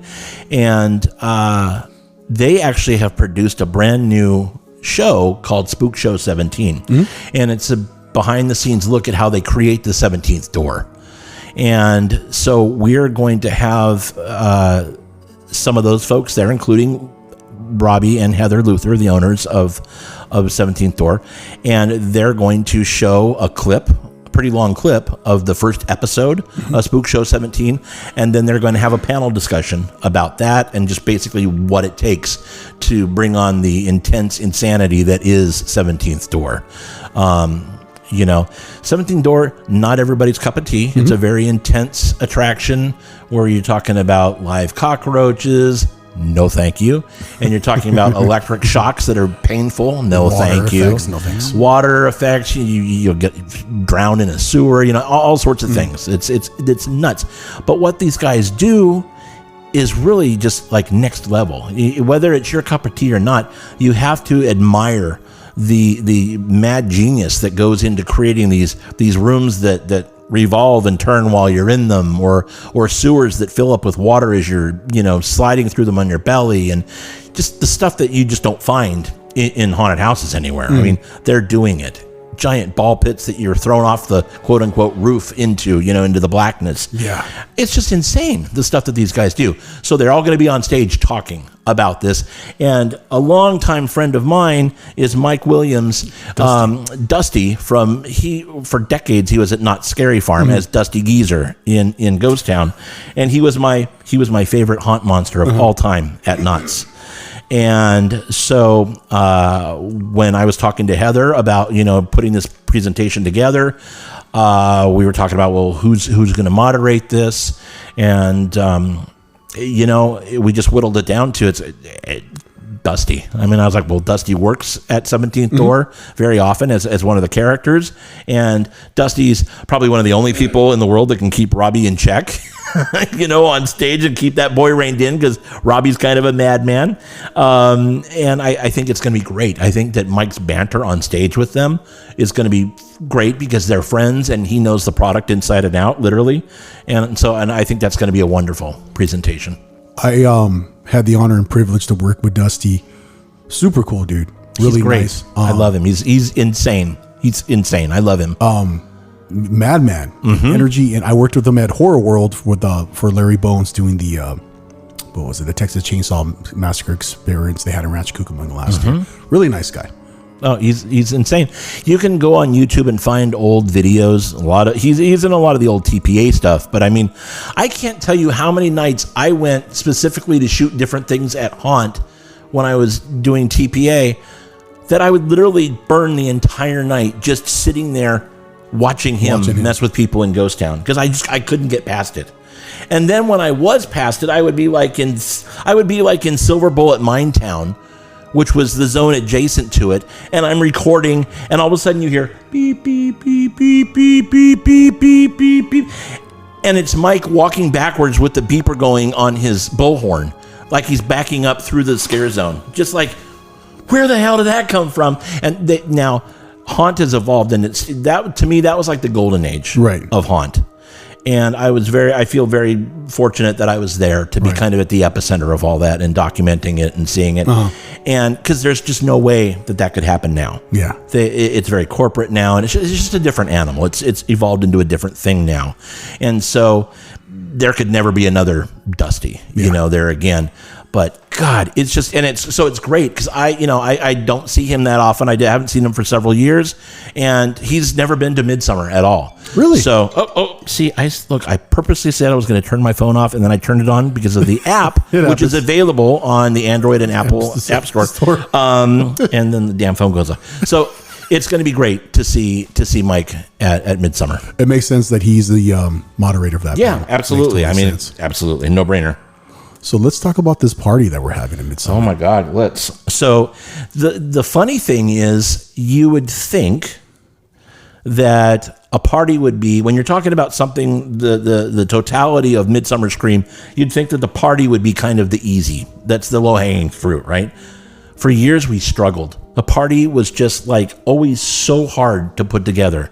We didn't know exactly what it wanted to be. One year we had it on the Queen Mary, and that didn't work out very well. And just the idea was anybody can throw a party, but when Midsummer Scream throws a party, what does that look like? What does that want to be? And so when we were planning 2019, David came to the team. We have our executive meetings, and David came and said, okay, look, I've got my party pitch, and I want you to hear me out. And I'm thinking, okay, bring it, man. This has got to be good. And it was really good. And it became what the party was in 2019, which we call Midsummer Scream After Dark. And it's not just a party. Yes, we have the DJ, we have the lights and the bars and all that stuff. But we also activate the different breakout rooms and parts of the, like the second stage. We had a movie screening with commentary, and it just became a thing. We had the Theater Macabre was open, and we had like naughty magician, stuff in there, adult type humor and everything, because it's a party. It's adult geared towards adults. We don't say kids can't come, but it's not really recommended for kids because there's a lot of booze. People are partying. They're adulting, right? Yeah. And this community certainly knows how to party. So there is that. But it was really successful. I mean, everybody was buzzing afterwards about how cool the party finally was at Midsummer. So we knew coming back, well, we've got to continue to better that. So what are we going to do? And, we know that we had to bring cool music back. So Lovecraft is actually doing the DJing and running the program for the entertainment and music for that. We've brought Jeff Scheffelbein from Sinister Point. He's coming in and he's doing some of our scenic for the party. And we wanted, our earlier talks were, we knew that we wanted it to be something along the lines of Halloween in Haddonfield. And David thought that was a little bit too on the nose. And so he noodled on it a little bit, and he came back to me. He goes, okay, how about this? Deadly Disco. Now, at first, I'm thinking, not a super fan of disco. So the minute I hear anything with disco in it, I'm kind of like, you know what I mean? Staying alive. Not exactly a Bee Gees fan, So it's like, yeah, our team, our community, and Bee Gees and Donna Summer and Jesus, I don't know about that. But he said, listen, it's going to be all types of music. This is just kind of the overlying theme. And then he told me what he wanted as the theme. And he said, now write a cool backstory within these guidelines. So here's the pitch, and it's pretty freaking perfect. Deadly Disco takes place, it's Haddonfield, 1978. Okay. And the Deadly Disco is where all the adults go to party after trick-or-treating is over, and all the kids are at home safe with their babysitters. Strode Realty and stuff like that presents this disco every year, and of course it's 78, so it's disco, right? So it's this dance that everybody's going to, a costume party basically, and then it also has the underlying, not so much underlying because it's going to be really cool stuff everywhere with photo ops and games based on John Carpenter's Halloween. That's pretty cool. And so in addition to that, in keeping in step with what we really landed on in 2019, one of the breakout rooms will become an adult lounge called the Rabbit in Red. And so there'll be like burlesque stuff in there, and there'll be a bar in there, loungy atmosphere. Downstairs on stage 2, we're going to have the screening of Carpenter's 78 Halloween. Nice. And we're going to have Nick Castle and PJ Souls. And they're going to commentary throughout the film. That's pretty cool. And that'll be totally cool, right?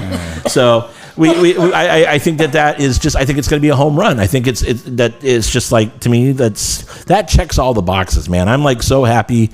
Anything Halloween, because that's my favorite horror film of all time. Me too, same here. And so the minute you say, yeah, we're going to incorporate Halloween stuff into this, like, I'm all in.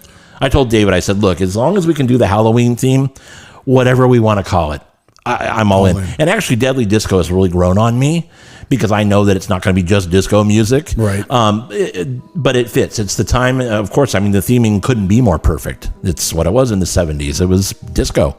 So, no, I think it's wonderful. It's going to be fantastic. And what night is the party happening? Remind me. Saturday. Night. That Saturday night starts at 8 o'clock. If you have a gold bat pass, it gets you in. You can also, as long as you have a ticket to one of the days or the whole weekend or whatever, you can also buy. On the website, you can buy for Deadly Disco, and it's fun. It's fun, but you got to be careful because if it's too much fun, Sunday morning's a bitch. So yeah. But it's a great time. We want everybody to come out. It's gonna be packed because everybody last year was. See, there we go. Last year in 2019, everybody was raving about how cool and how much fun they had at the party. So, and that was, David Markland really kind of pushed us to create something that was up and beyond just a regular party, And so we've landed on the formula, and that's what we're sticking with. I'm looking forward to this just because, as soon as you said Halloween, I'm sold. Right. And then some of the details you shared, and I was just like, wow, that's pretty cool. Like the screening room burlesque, Rabbit in Red, that's a reference to the movie. Yep. Yeah, I'm all about it, dude. Yeah, it's going to be great. We're really excited about it. Couple cocktails. Watch a little Halloween. Was thought put into the fact that like the Hall of Shadows is already kind of like neighborhood trick or treat themed, and then the party is themed after Halloween? So the interesting thing is, like when we were planning 2020. Actually, that's when we decided we were going to do the trick-or-treating aspect of it with cow haunts and all that. And that just obviously got put on hold. So that carried over. We did not plan on having the Myers house until, we started filling up the Hall of Shadows, this year for things. Or actually it would have been last year. But... no, it's just kind of all fell into place. We know that we wanted to, for our 5th anniversary, we really wanted to return to our roots, which basically is vintage Halloween, right? It goes in with our graphics package that we use. It goes back to our childhood love of trick-or-treating, of putting on really bad, dime store, costumes. And, that's really the return we're making, and then just plussing on top of that. And you can't talk about Halloween Comes Home without it being Halloween Comes Home on multiple levels. Sure. It just seems all cohesive. Yeah. It's pretty cool. It's, Off the subject, I just received a text from Bill Galvin from the Whole House Haunt, and he says hello. Oh, He says, I'll see you in 30 days, buddy. It's 2 weeks. I know. He says hi. What about some of the big haunts, the big parts? Are we having some panels for them, announcements? we have Halloween Horror Nights is returning. And it's great. They are a great partner. They've been with us since the very beginning, and they totally get the value of connecting with the community because, let's face it, they don't need to show up at Midsummer Scream to be popular. You know, they're going to sell out every night no matter what they do, but they feel that it's very important to be present with the community and with the fans. And the fans certainly love John Murdy, so he's coming in from Ireland. He lives in Ireland, and so he's coming in to do the panel presentation, and he's going to drop his knowledge like he does and kind of share some secrets for Halloween Horror Nights, which will just then begin just literally weeks, almost a few, just a few weeks, after Midsummer. It seems like there's pretty soon Halloween Horror Nights is going to start in May. We'll be doing like the post-mortem on Halloween Horror Nights eventually, with Midsummer. But so we're excited to have John. He's always a great friend and a fantastic guest. And let's face it, they pack the room. They pack the main stage, and people just can't get enough of Horror Nights. And I think that there's a lot of buzz already about Horror Nights this year. And so I'm looking forward to having him come and reveal some more things. What's going on with this Shacktober event? Oh man, okay, so that's something that 13th Floor Entertainment Group, they have been working with Shaq on this, and they are taking over the outdoor area of the Queen Mary, which has been closed for a long time during COVID, and that whole saga of the ship belongs to Long Beach now, and now Long Beach has found another group that's going to take it over and all this stuff. So long story short, the Shacktober, which is obviously Shaquille O'Neal, he loves doing like community festivals and carnivals and things like that, and he's a Halloween fan. So he approached them and said, hey, let's do this, whatever. And that's how Shacktober becomes a thing, which is really interesting because like people's reactions were very mixed online. Like people are like, yeah, but what about Dark Harbor? It's like, well, okay, this is, first of all, a different company. It's different company, dude. It's not David Wall. It's different company. The ship is not involved.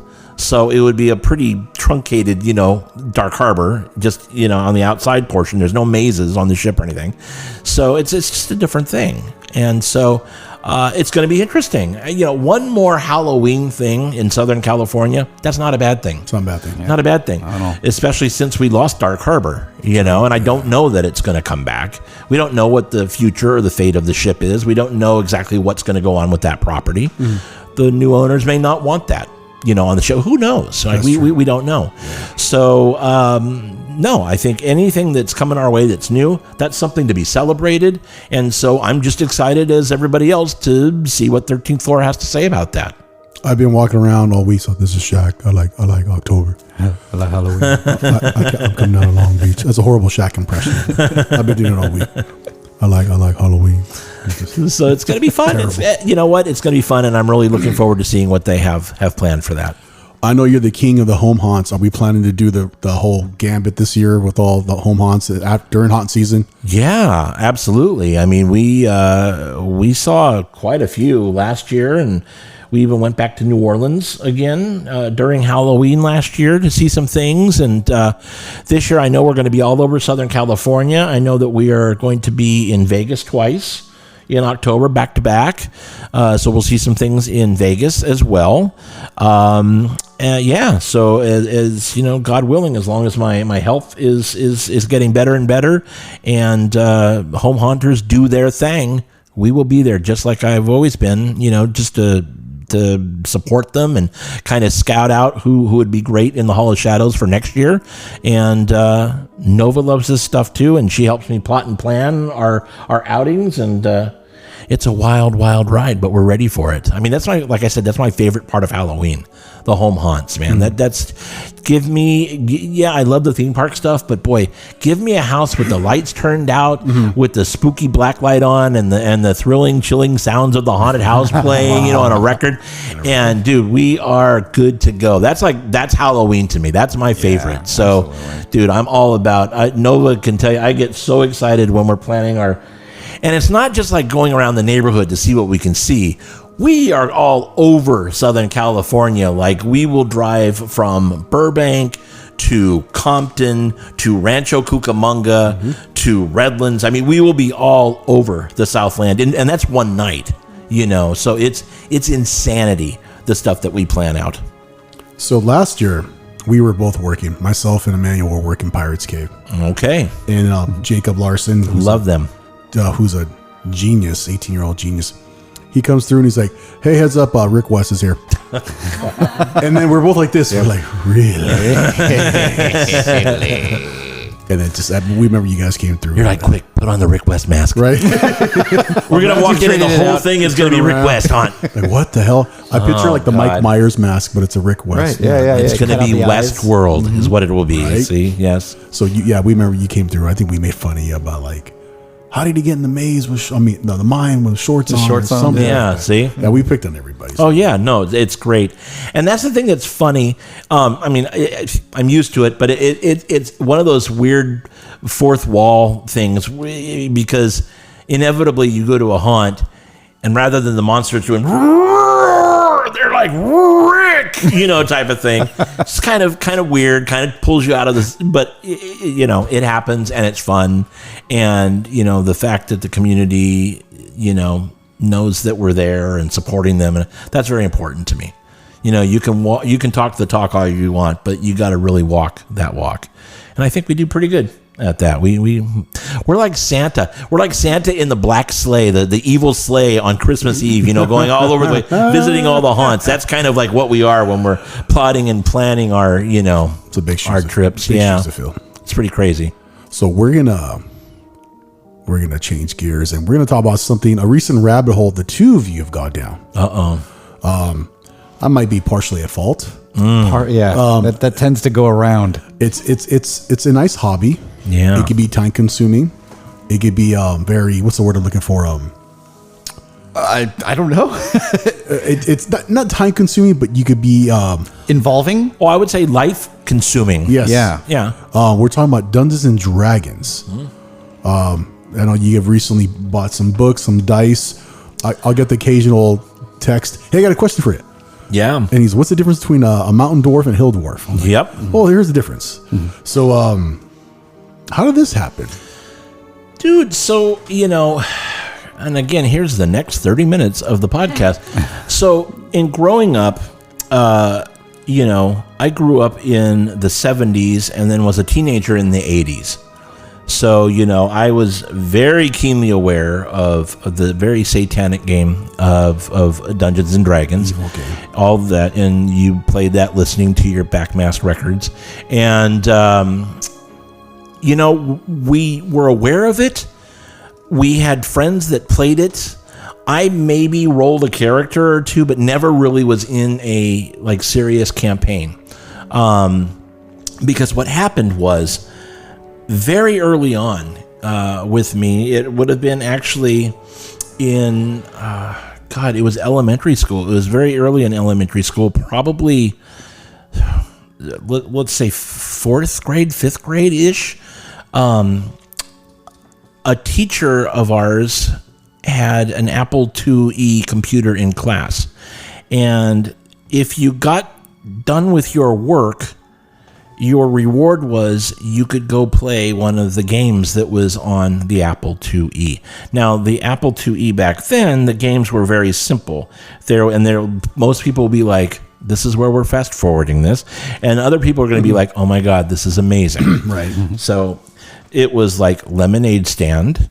It was Oregon Trail. Oregon Trail. Right. Oh my God. It was Oregon Trail. And then they had this graphic game by this company called Sierra. It was called The Wizard and the Princess. And it was basically, not even 8-bit graphics. I mean, it was like horrifyingly bad. You know, the graphics, when you look at it now, you're like, that looks like a light bright board. You know, it was not very high resolution at all. And it's like, you're standing in the desert, and then there's just the prompt, and you say W for west, or N for north, or run, or, you know, whatever. You had to input commands, and then it would take you to your new screen. And it was basically an adventure game that had really rudimentary graphics, but it was a full-on story, and I had never seen anything like that before. Until then, it was all about ordering your you know, book club thing when they would come, the bookmobile, right? Mm-hmm. And you'd order all the choose-your-own-adventure books and all that shit, right? Yep. So when I started playing this, it was like a whole door to a new universe opened. Mm-hmm. And then this was in Irvine, there was a computer store in Woodbridge where I grew up, and it was called the store was called The Computer and I. And you could go in and you could rent hourly time on the computers, and they had all these games. They had games like Wizardry and Zork and Cranston Manor, and then a million other things, from the Dark Crystal to Time Zone, that had like 12 discs, and we're talking the big floppy disk. It was just like, oh my God, I could go forever on this. There's a great book that you once upon a time could buy on Amazon UK. Don't know if it's still for sale, but it is I just showed Nova. It's this huge, I should have brought it tonight, damn it. It's this huge book. It's literally like 3 inches thick. It's an entire catalog and a story, a historical of all of the Sierra games, all the point and click games and all these games. That's cool. And it's like my childhood in this book. And so I went down that rabbit hole. And so I got into the computer gaming, and we found, you know, Wizardry. And Wizardry was just all like, we're talking not even graphics. I mean, it was like, you know, it wasn't even graphics. It's like when you draw, what is it, when you draw pictures on your phone using like the equals sign and all that stuff, right? Like the ASCII art. It was like ASCII art, right? Mm. It's like, you come to a door, and you type in open door, and it says, there are 5 scruffy men. They draw short swords, you know, and then you have this turn-based combat thing, right?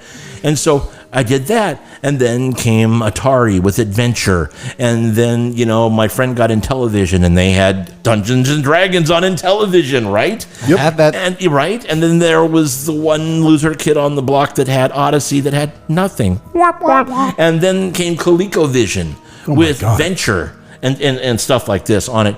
And then I got into the Trash 80 from Radio Shack, and they had adventure games that you would buy, and it wasn't a disc drive, they were on cassette tapes. And you'd hook that to the computer, and it sounded like an old fax machine, right? All word-based, and I started writing my own word-based. And then, you know, I grew up an Indiana Jones kid, so I started writing Indiana Jones adventures on these things. And then TSR came out with the Indiana Jones role-playing game. I remember that. Bought all that shit, bought all the campaigns, bought figurines, painted them, realized very quickly I'm not a painter, I'm not artistic like that, because they all look horrifying. And we played that a little bit, but there was not like a lot of kids that wanted to play that. So it kind of like eventually, I guess, probably got thrown out, which sucks, because now that I want to buy all that stuff again, it's really expensive to buy it in mint condition. And I had it all, and I hate that. Fast forward to now, where I probably four nights a week, just to chill out, I'll play Elder Scrolls Online on the PS5, you know, and I love RPG games. And, you know, of course, the resurgence of Dungeons and Dragons was, huge thanks to Stranger Things. Mm-hmm. Just kind of got us thinking. And like, the more you hear people talking on podcasts, it's like a who's who of people that they're into D&D. Yeah. And you're like, holy shit, this is not just like some garage thing for nerds, you know, anymore. And I say that proudly because I'm definitely a nerd. Mm-hmm. Everybody seems to be playing this stuff, you know? And so I just started talking to Nova. I said, well, this would be kind of fun to do. And she agreed. And so knowing that you play, and I started asking questions, and before you know it, we have the player's handbook, and we have it got really serious when we picked out our first dice sets. So, you never forget your first. Now you know it's really, really serious, because we bought our own little dice sets. Yeah, and so we're ready. We're all in. Between the two of you, Yeah. I think Rick's gonna be the dice goblin. I don't know. Maybe. It starts with one set, then you buy another set. You're like, oh, there's a sale over here. Oh, this mystery pack has 30 dice. Well, I need this dice for this campaign. And pretty soon you have a backpack full of different dice. And this is what I do. You'll have them all lined up in front of you. And you're like, well, this one I used because these are good luck. But then this one as well. And ask him when he's the DM and I play in his campaigns, I have 6 sets of dice. Oh, lined yeah. up in He front lays of me. them all out. And then when Very overwhelming. when I use them, I have to put them back. Yeah. It's the D20 all the way to the D4. They have to be a certain way. Okay. And like I have my character sheet, and the other players, I'm like, hey, I need my space. It's like, I'm that guy. Like I have a pen and a pencil, and I have my notepad. Yep. And then I have the player's handbook with different Post-it colors. Yes, Post-it notes are coming. Because I can see that already. It's not just like my ranger. It's my cleric. Then it's this. Oh, I got to go to the racial feats. And you have to look up your spells, all sorts of things, right? Then I have flashcards that they make. They're the spell cards. I have to literally have my own table. And then when he's like, when we're playing, I'm 2 steps ahead. I'm like, well, I could do the well. Rick's shooting his bow. Nova's getting a spell ready.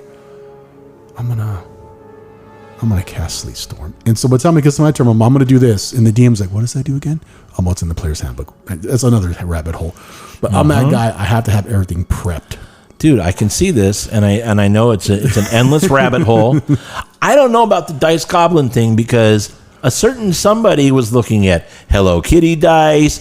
We were looking at dice that had little rubber duckies in the middle of them. Oh, seen those, yes. We're looking at sparkly crystal dice with hearts. Well, Valentine's Day. There, Dude, so Christmas dice, I don't know. Halloween I'm dice. thinking this may be the Dice Goblin over here. I'm gonna send you a link to Kraken Dice. Kraken They got some pretty cool dice. I have it on good authority. See? We're about to get a new set of dice as well. Really? In a couple of weeks. Well, there you go. We have See? a boys' road trip coming up next weekend, where it's a game he started. It was a one shot, just like a one shot, like, and then the campaign continued. Okay.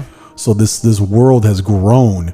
Yeah. He's an amazing dungeon master. That's great. That's cool. And It's he does. fun. He's like, hello, and with all the Yeah, of voices. course. You guys made amazing characters. That's why the story continued. Because like your characters like wanted to keep going. Well, dude, yeah, that's awesome. But the point of this, everyone's sitting here. I'd love to have back, and we're gonna do maybe like a monthly campaign. Hell yeah. And then once you guys move, we could play online as well. Dude, absolutely. Whatever questions, and Or we could be here. Hello, it's only a 3.5 hour drive. yeah, not Which bad. some people are listening going, God damn. And for people that live here, like, well, yeah, that's like from LA to Orange County on an afternoon. So it's not that far. And we're going to be back and forth all the time. So I think we would be back here in person for that. And I know I think you told me you want to play a dwarf. I'm usually I'm usually drawn to the dwarven characters. I love having the big 2-handed battle axes. And yeah, dude, I can totally hear myself getting into it and doing it. The problem is, anytime I do like a dwarf voice, I sound like Gimli. That's okay. And it's like, all I can think of is, Jesus God, it sounds like John Rice Davies, when he does this. I'm not a dwarf, That's okay. Love it. I do a horrible.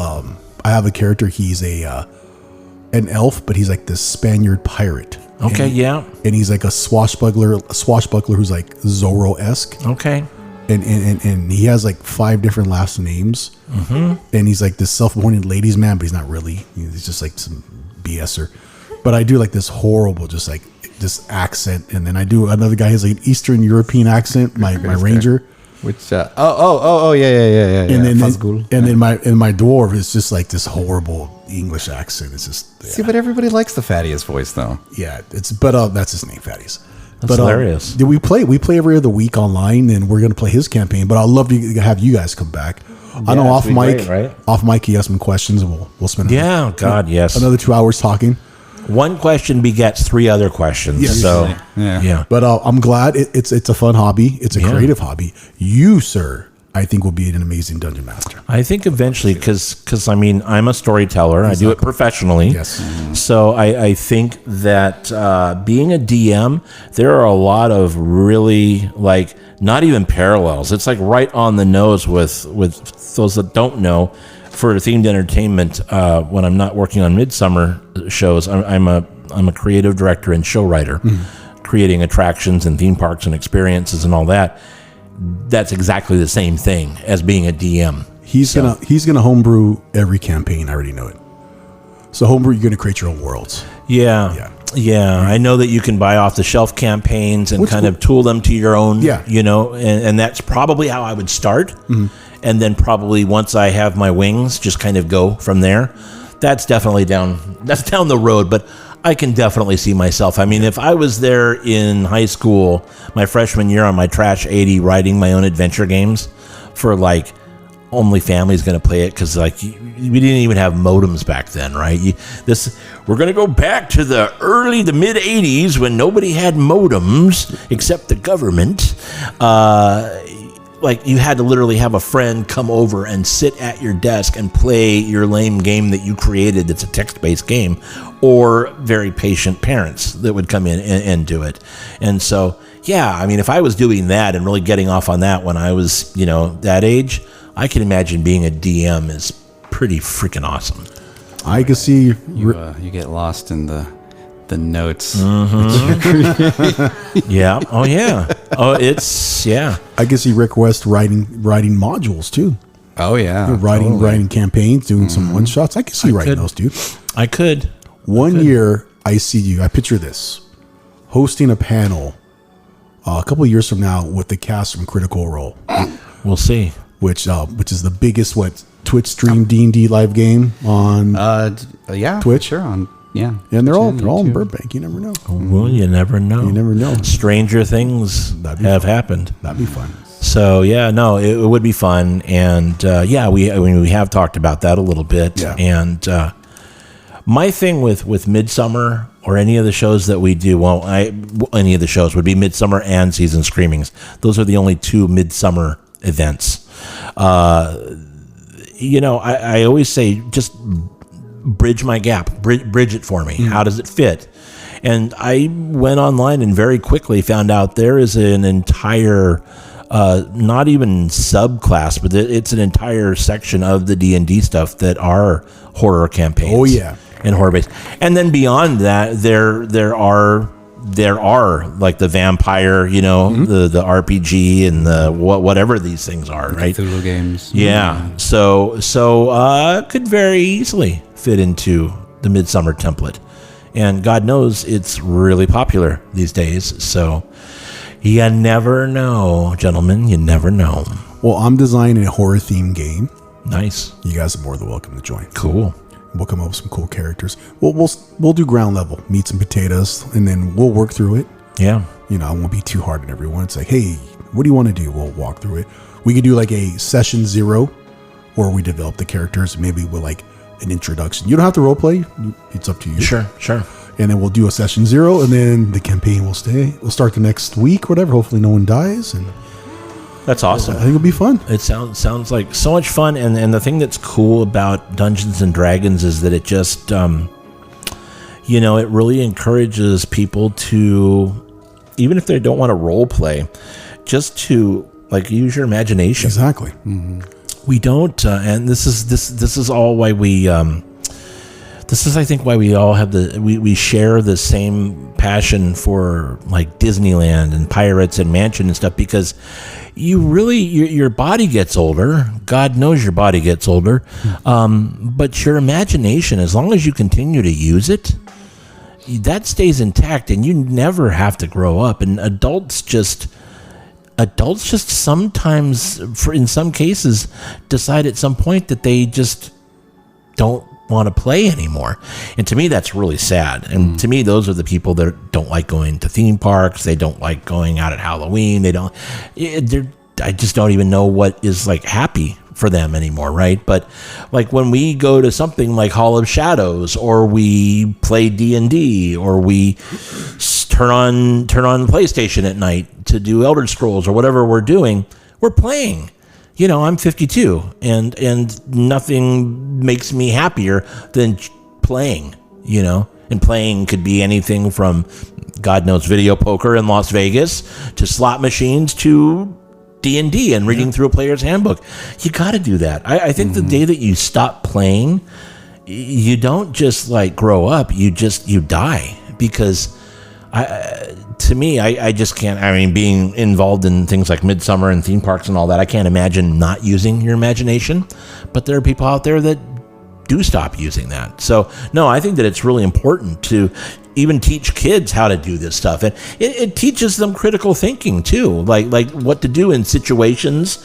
And, yeah, you're probably not going to be faced by, 5 scruffy men pulling short swords on the way out to your car. But it lets you kind of step back and assess in a situation kind of like off the cuff at a moment's notice and make really strong critical thinking decisions about your surroundings, your environment, the details of what's going on. So no, I think it's a great skill set to teach kids, and God knows it teaches people how to be social with each other, not antisocial, which is a whole other rabbit hole. Like I think that social media is antisocial because it's so toxic these days. But sitting around a table and bonding with people and a friendship experience with people, I think that is a social experiment that is just all positive, and it doesn't matter whether you're 12 or 52. I think that everybody should be involved in that somehow. We're all creative beings, and I think at different levels. I mean, like I said, I don't have to be writing the way you guys write or be a voiceover artist, but dude, I played a Templar at Ren Fair, and I had a whole background, and I was only Spaniard Templar, and I did research on the orders, and I did a voice, and I got into the character. I felt like I was really in Jerusalem. It was had a blast. That's fun. You're playing. I was playing, and I went home, and I was like, there's nothing wrong with playing, man. There's nothing wrong with just having that imagination. I love it. Being creative. I love it, and I think that's what we're really excited about that, and it's going to be so much fun to learn.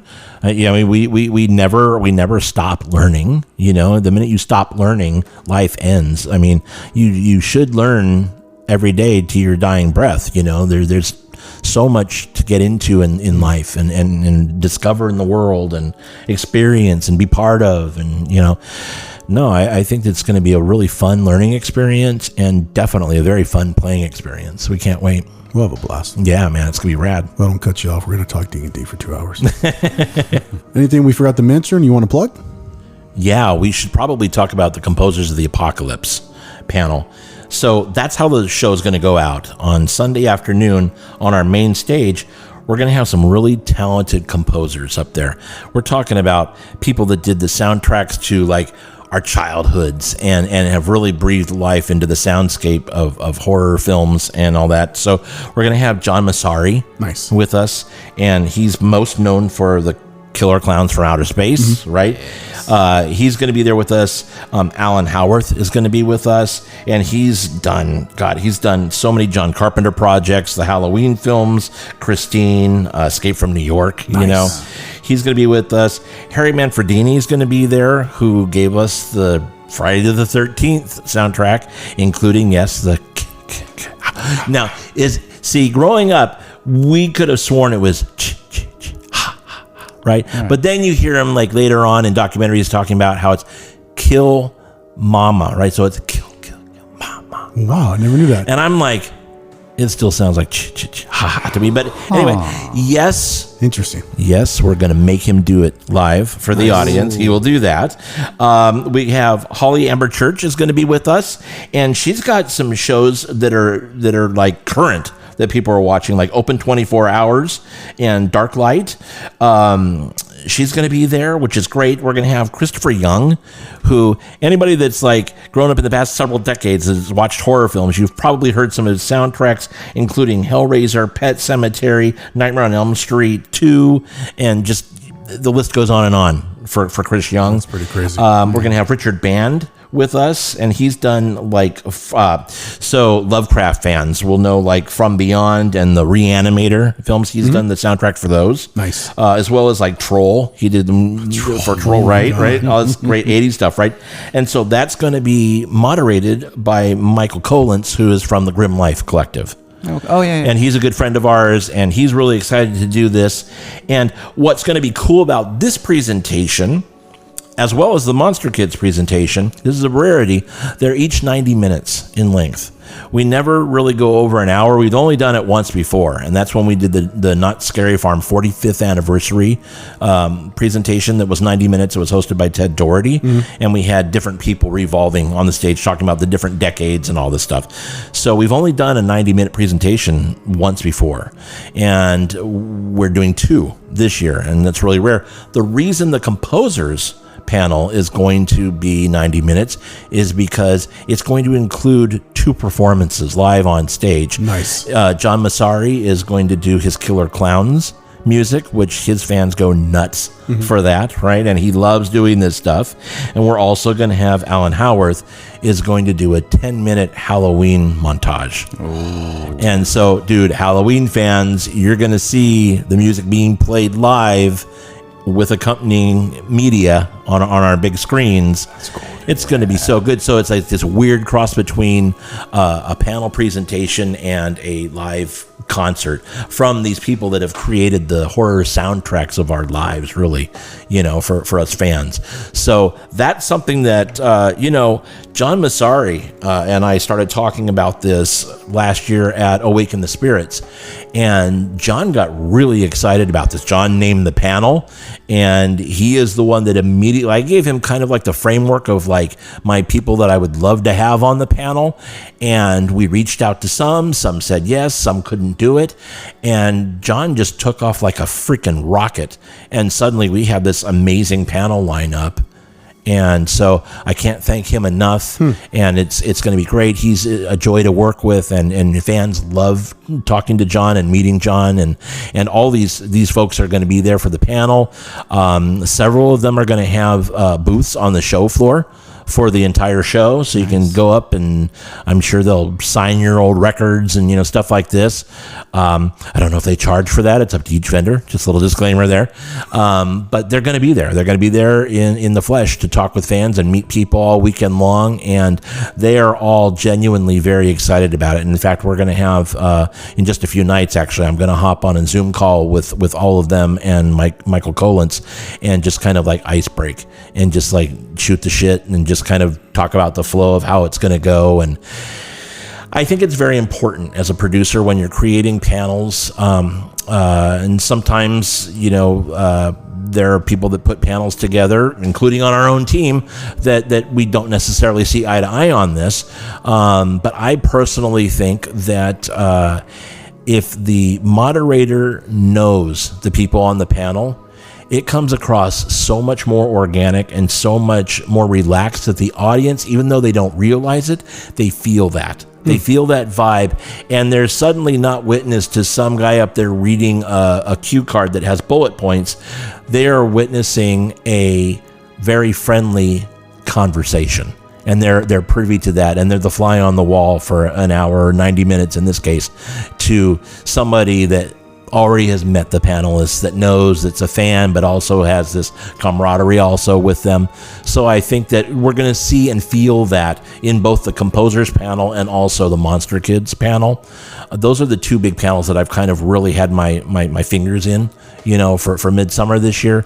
And so both of those are both going to be very organic and just very relaxed and just cool. I mean, really, really cool. I think both of them are kind of be precedent setting. Like we said, we have not ever had the Monster Kids all together on stage, talking about growing up with their iconic relatives, and we haven't had this group of composers like this on a stage before, and certainly not then some of them performing live, on stage for their fans in the audience.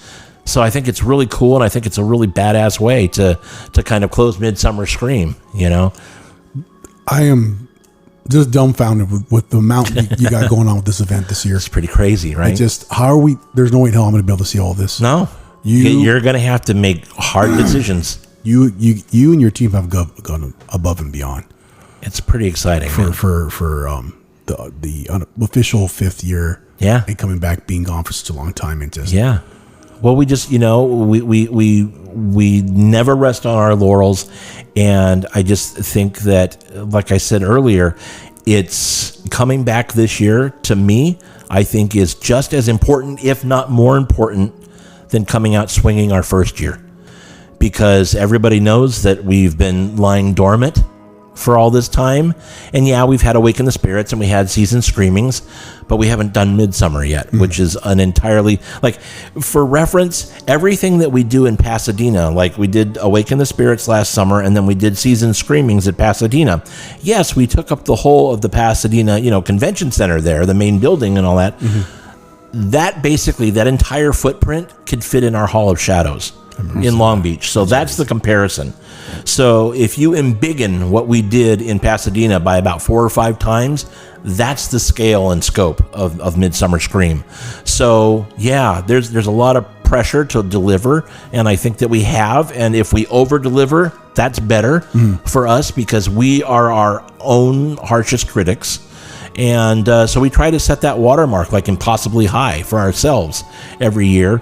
And the secret sauce is I always share, because it's not a secret. We just create the show that we want to see as fans.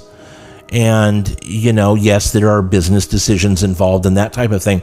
But at the end of the day, we are fans. And if we are doing something at Midsummer that none of us are into, it will come across that way. And instantly, this community will smell bullshit. So if it's not something that at least part of the team is like, oh yeah, we've got to do that, and really super passionate about, it won't work. So we trust each other. Like, there are things that I want to do that David looks at me and goes, all right, I'm trusting you, because it's not really his thing. Or there are things that he suggests that I'm like, dude, I don't know about that. But we trust each other. We've worked long enough together where we at least have that mutual respect where we trust each other on these things. So he gives me a pretty long rope, and I haven't hung myself yet with it. So that's a good thing. And it all works out, because we're all fans, but we all kind of have our own things too that we're into, right? So it comes together, and I think it comes off as genuine. And I think at the end of the day, Midsummer is the product of just pure fandom. It's pure fandom, and it's somehow contained in a box once a year in Long Beach. We will be back for Season Screamings again the first weekend in December at Pasadena. And those stay locked. I mean, like, the intent is to keep Midsummer in Long Beach, to keep Season Screamings in Pasadena, and just to move forward from there and see what else we do. So it's great. We can't wait to be back, and we literally cannot wait to see everybody coming through those doors, seeing our black cats again, seeing the Midsummer banner. It's gonna be fantastic. I have no words. I'm excited. I can't wait. You've said so much. It's gonna be a great weekend. I'm proud of you guys. Cool. Thank you. You're gonna be fine. Dude, it's going to be just, it's a blur, but it's a party, and we want everybody to come. I will put links in the episode where they can find you, where they can find Midsummer. Perfect. Tickets, where the limited edition Rick West Trick or Treat Studios mask. Oh my mask. God, Jesus. Yep, gotta. Anything else? I don't think so. Did I nail everything here? I'm looking over at Nova because my mind is kind of shot and tattered these days. But no, I think we've talked about everything, and we're just ready to rock and roll, man. I mean, truth be told, we're still like we're nailing down like some loose ends here, and there's a million moving little pieces at the last minute. But like I said, we're already talking about Midsummer. We're talking about Midsummer next year. We're already slotting in some of the broad strokes for that. We're definitely planning Season Screamings at this point, because God knows, as soon as Midsummer's down, oh no, we are right back into production on Season Screamings. That's too much stress. Even though it's we liked doing the stuff at Pasadena, because like I said, it's a 1/4 or 1/5 the size of what we do in Long Beach. But we still pour our 100% into it, right? But it is a different beast when you're dealing with how do we fill up Pasadena versus what do we do with Long Beach. So it's a nice shift in pace, but it's just as detail oriented. So yes, we're going to be eyeballs deep into production on Season Screamings, but it's not as tedious, and tedious has a negative connotation, but it's not as intense as Midsummer Scream. But we're back and we are ready, and we cannot wait to see everybody. I'm excited. We're a couple of weeks out. I know We're getting there. Yeah. We're getting there. We're in the final stretch. Emmanuel, aka Menji, anything you like to plug? And where can we find you? Hello, you can find me anywhere on the internet at Anamenji. I think the biggest thing I've been doing right now lately is I've been streaming on Twitch every Saturday morning and doing games with my community and stuff. That's been fun. Of course, I'm on YouTube, my YouTube videos. I just finished up a 3-part series of videos where I traveled through 4 different states over 2 weeks. Oh, that's great. That's cool. Yeah. Where did you go? Like what states? So it was here, Nevada, Utah, and Arizona. Oh, and fantastic. just all over. And on the way home, it took a huge detour from Tom Devlin's Monster Museum. Okay. Actually, it went straight down to Route 66 and then took that. I've never done Route 66. We'll do 66 that. is fun. That's going to be fun, It right? was a fun one. Yeah. Did you play Life as a Highway when you were driving down? No, what I like to Come do. on, Disney fan. I like. Well, Oh my here's God. the thing. Well, along the lines of Cars Land, I actually like to play like old timey, like rockabilly, Sure. and stuff like that when I'm on Route 66. Nice. Yeah, like immediately as soon as I'm off the highway, like I change the music. Yeah, that's great. That's fun. Yeah, no, we'll do that. That's going to be on our bucket list to do. Yeah. Now, if they like to hire you for your voiceover services, where can they find you? The same place. You go to www.animanji.com. Give me an example. I want a generic like Midsummer Scream announcement. You're in the main ballroom. I want to hear something. Ladies and gentlemen, welcome to Midsummer Scream. That sounds There pretty you good. go. Pretty good. I Cool. like it. Well, I think we've had a very filling episode. Dude, it's Yeah. double stuff. Yeah, Yeah. Right? That's the Double stuff Oreo style. yeah. Yeah, I knew this was going to be like a 2-3 hour episode, but it's always good to see you. I want to thank you for coming by. You bet. Thank you for sharing. Thank you for being a good friend. Oh, thank you. Thank you for inviting me to come over Oh, and no worries, talk dude. about this. And God, before we know it, I have a feeling I'll be back here talking about Season Screamings. So, Yeah, right? it's gonna happen. So, yeah, right? Yeah. Yeah. But I think that's a wrap. Thank Rick. Thank Rick. Thank you, Rick. As I don't speak It's fine. Thank Rick. Everyone's brain is broken. Yeah, Thank you, is. Rick. Thank you, Nova. Thank you, Menji, aka Emmanuel. I call you more Menji than Emmanuel. Yeah, you can just call me Manji. It's just It's. I've had a long week. I'm sorry. it's all right. That's a wrap. Episode 28. Thank you, guys, and I think we're done. The Creepcast, hosted by Rick Creeper 11.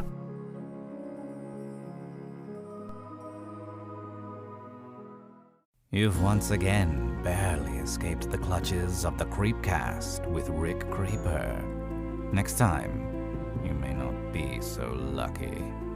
To find out more about the Creepcast and Rick Creeper, follow Rick on Instagram at RickCreeper11. Until next time, be sure to keep that lantern light burning